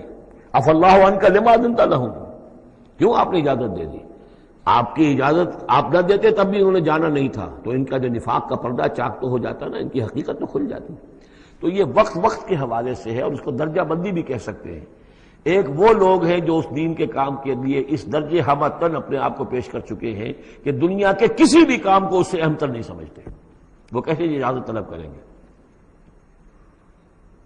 اس سے نچلا درجہ ہے کہ وہ لوگ ہیں جو دین کے اس کام میں لگے ہوئے ہیں، لیکن کم سے کم نظم کی اتنی پابندی تو کرتے ہیں کہ اگر کہیں انہیں ضرورت پیش آ گئی جانا ہے تو اجازت لے کر جائیں۔ اس سے نیچے وہ لوگ ہیں جو اجازت کے بغیر ہی کھسک گئے تو معلوم ہے ان کا تو سرے سے اس کام سے سرے سے کوئی تعلق ہے ہی نہیں۔ تو درجہ بندی ہے، سیڑھیاں ہیں، اوپر کی سیڑھی کے اعتبار سے درمیانی سیڑھی نیچے ہے، لیکن نیچے والی سیڑھی کے اعتبار سے درمیانی اونچی ہے۔ تو یہ ریلیٹیو معاملہ جو ہے رہے گا کہ ایک وہ لوگ ہیں جو سرے سے اس کا بھی خیال نہیں کرتے کہ اجازت لیں، اجتماع ہے، کوئی اس کی معذرت بھی نہیں کی ہے، نہ بعد میں کی ہے، نہ پہلے کہا ہے کہ میں نہیں آ سکتا، معلوم ہوا کہ انہیں کوئی سرے سے احساس ہی نہیں ہے کہ ہم کسی نظم کے پابند ہیں اور ہماری کوئی ذمہ داری ہے۔ اس سے بہتر کم سے کم وہ لوگ ہیں کہ جو اپنا عذر پیش کر دیتے ہیں، اجازت لے لیتے ہیں، لیکن اس سے بھی بہتر اونچا درجہ ہے کہ دنیا کے کسی بھی کام کو دین کے اس کام سے اہم تر مت سمجھو، اللہ تعالیٰ تمہارے کام سنوارے گا، اللہ تعالیٰ تمہاری ذمہ داری قبول کر لے گا، تم اللہ کے کام کے لیے نکلو۔ لا تجعلوا دعاء الرسول بینکم کدعاء بعضکم بعضا، تم یہ رسول کا بلانا اپنے مابین ایسے نہ سمجھ لو جیسے تمہارا آپس میں ایک دوسرے کو بلانا ہوتا ہے۔ بلانا یہ بھی ہے، آپ نے کسی کو دعوت دی، میرے گھر آئیے کھانا کھائیے، رسول نے دعوت دی، کیا یہ برابر ہو جائے گا معاملہ؟ لیکن ایک بلانا یہ ہے کہ رسول پکار رہا ہے تمہیں کہ آؤ اللہ کی راہ میں چلو میرے ساتھ، ایک یہ کہ کوئی عام آدمی آپ کو کہہ رہا بھائی میرا ایک کام ہے، ذرا میرے اس کام کے لیے تھوڑی دیر کے لیے آ جائیے، کچھ مجھے چاہیے، مدد چاہیے، تو زمین و آسمان کا فرق ہو گیا۔ اور تیسرے معنی اس کی یہ بھی ہے کہ دعا سے مراد یہ کہ مخاطب ہونے کا انداز، تم جس طرح ایک دوسرے سے بات کر لیا کرتے ہو ایسے رسول کے ساتھ بات نہ کر لیا کرو، ان کے مقام کو، ان کے ادب کو۔ یہ سورہ حجرات میں جا کر تفصیل سے ہی بات آئے گی، لا ترفعوا اصواتکم فوق صوت النبی ولا تجہروا له بالقول کجہر بعضکم لبعض ان تحبط اعمالکم۔ تو یہ تینوں مفہوم اس کے ہیں۔ قد یعلم اللہ الذین یتسللون منکم لواذا، اللہ کو خوب معلوم ہے تم میں سے وہ لوگ جو اوٹ لے کر کھسک جاتے ہیں، یعنی کہیں نکلے تو ہیں درج ہو گیا کہ یہ بھی جانے والوں میں ہے، کہیں دیکھا کہ کوئی دیکھ نہیں رہا کھسک گئے، یا اجتماع ہے بیٹھے ہوئے ہیں وہیں پر اب بات آئی ہے کہ اب ایک مہم درپیش ہے، اب انہیں سمجھ میں آ گیا کہ اب نام مانگے جائیں گے، کون لوگ اس کے لیے اپنے آپ کو والنٹیئر کرتے ہیں، تو اس سے پہلے کہ وہ مرحلہ آئے وہ وہاں سے کھسک جائیں۔ یتسللون منکم، جو سٹک جاتے ہیں کھسک جاتے ہیں آنکھ بچا کر لواذا، فلیحذر الذین یخالفون عن امرہ، تو انہیں ڈرنا چاہیے کہ جو رسول کے معاملے میں رسول کے بات کی مخالفت کرتے ہیں، ان تصیبہم فتنۃ، کہ ان پر کوئی عذاب اللہ کی طرف سے آ جائے، کوئی پکڑ آ جائے، کوئی بہت بڑی آزمائش آ جائے، اور یصیبہم عذاب علیم، یا ان کے اوپر کوئی بہت بڑا دردناک عذاب آ جائے۔ الا ان للہ ما فی السماوات والارض، آگاہ ہو جاؤ، یقیناً اللہ ہی کے لیے ہے جو بھی کچھ ہے تمام آسمانوں میں اور جو بھی کچھ ہے زمین میں۔ قد یعلم ما انتم علیہ، اللہ خوب جانتا ہے کہ تم کس مقام پر کھڑے ہو، تمہاری حیثیت کیا ہے، حقیقت کیا ہے، ایمان کتنا ہے، کتنے پانی میں ہو، تمہارے اعمال کیسے ہیں، ما انتم علیہ، جس حال میں تم ہو اللہ خوب جانتا ہے۔ وَيَوْمَ يُرْجَعُونَ إِلَيْهِ، اور جس دن کہ وہ لوٹائے جائیں گے اللہ کی طرف، فَيُنَبِّئُهُم بِمَا عَمِلُوا، تو اللہ تعالیٰ ان کو جتلا دے گا جو کچھ کے عمل انہوں نے کیے ہوں گے۔ واللہ بکل شیء علیم، اور اللہ ہر چیز کا علم رکھنے والا ہے۔ یہاں تیسرا گروپ جو ہے مکی اور مدنی صورتوں کا وہ ختم ہو گیا۔ مکی صورتیں 14، مدنی صرف ایک، سورہ نور۔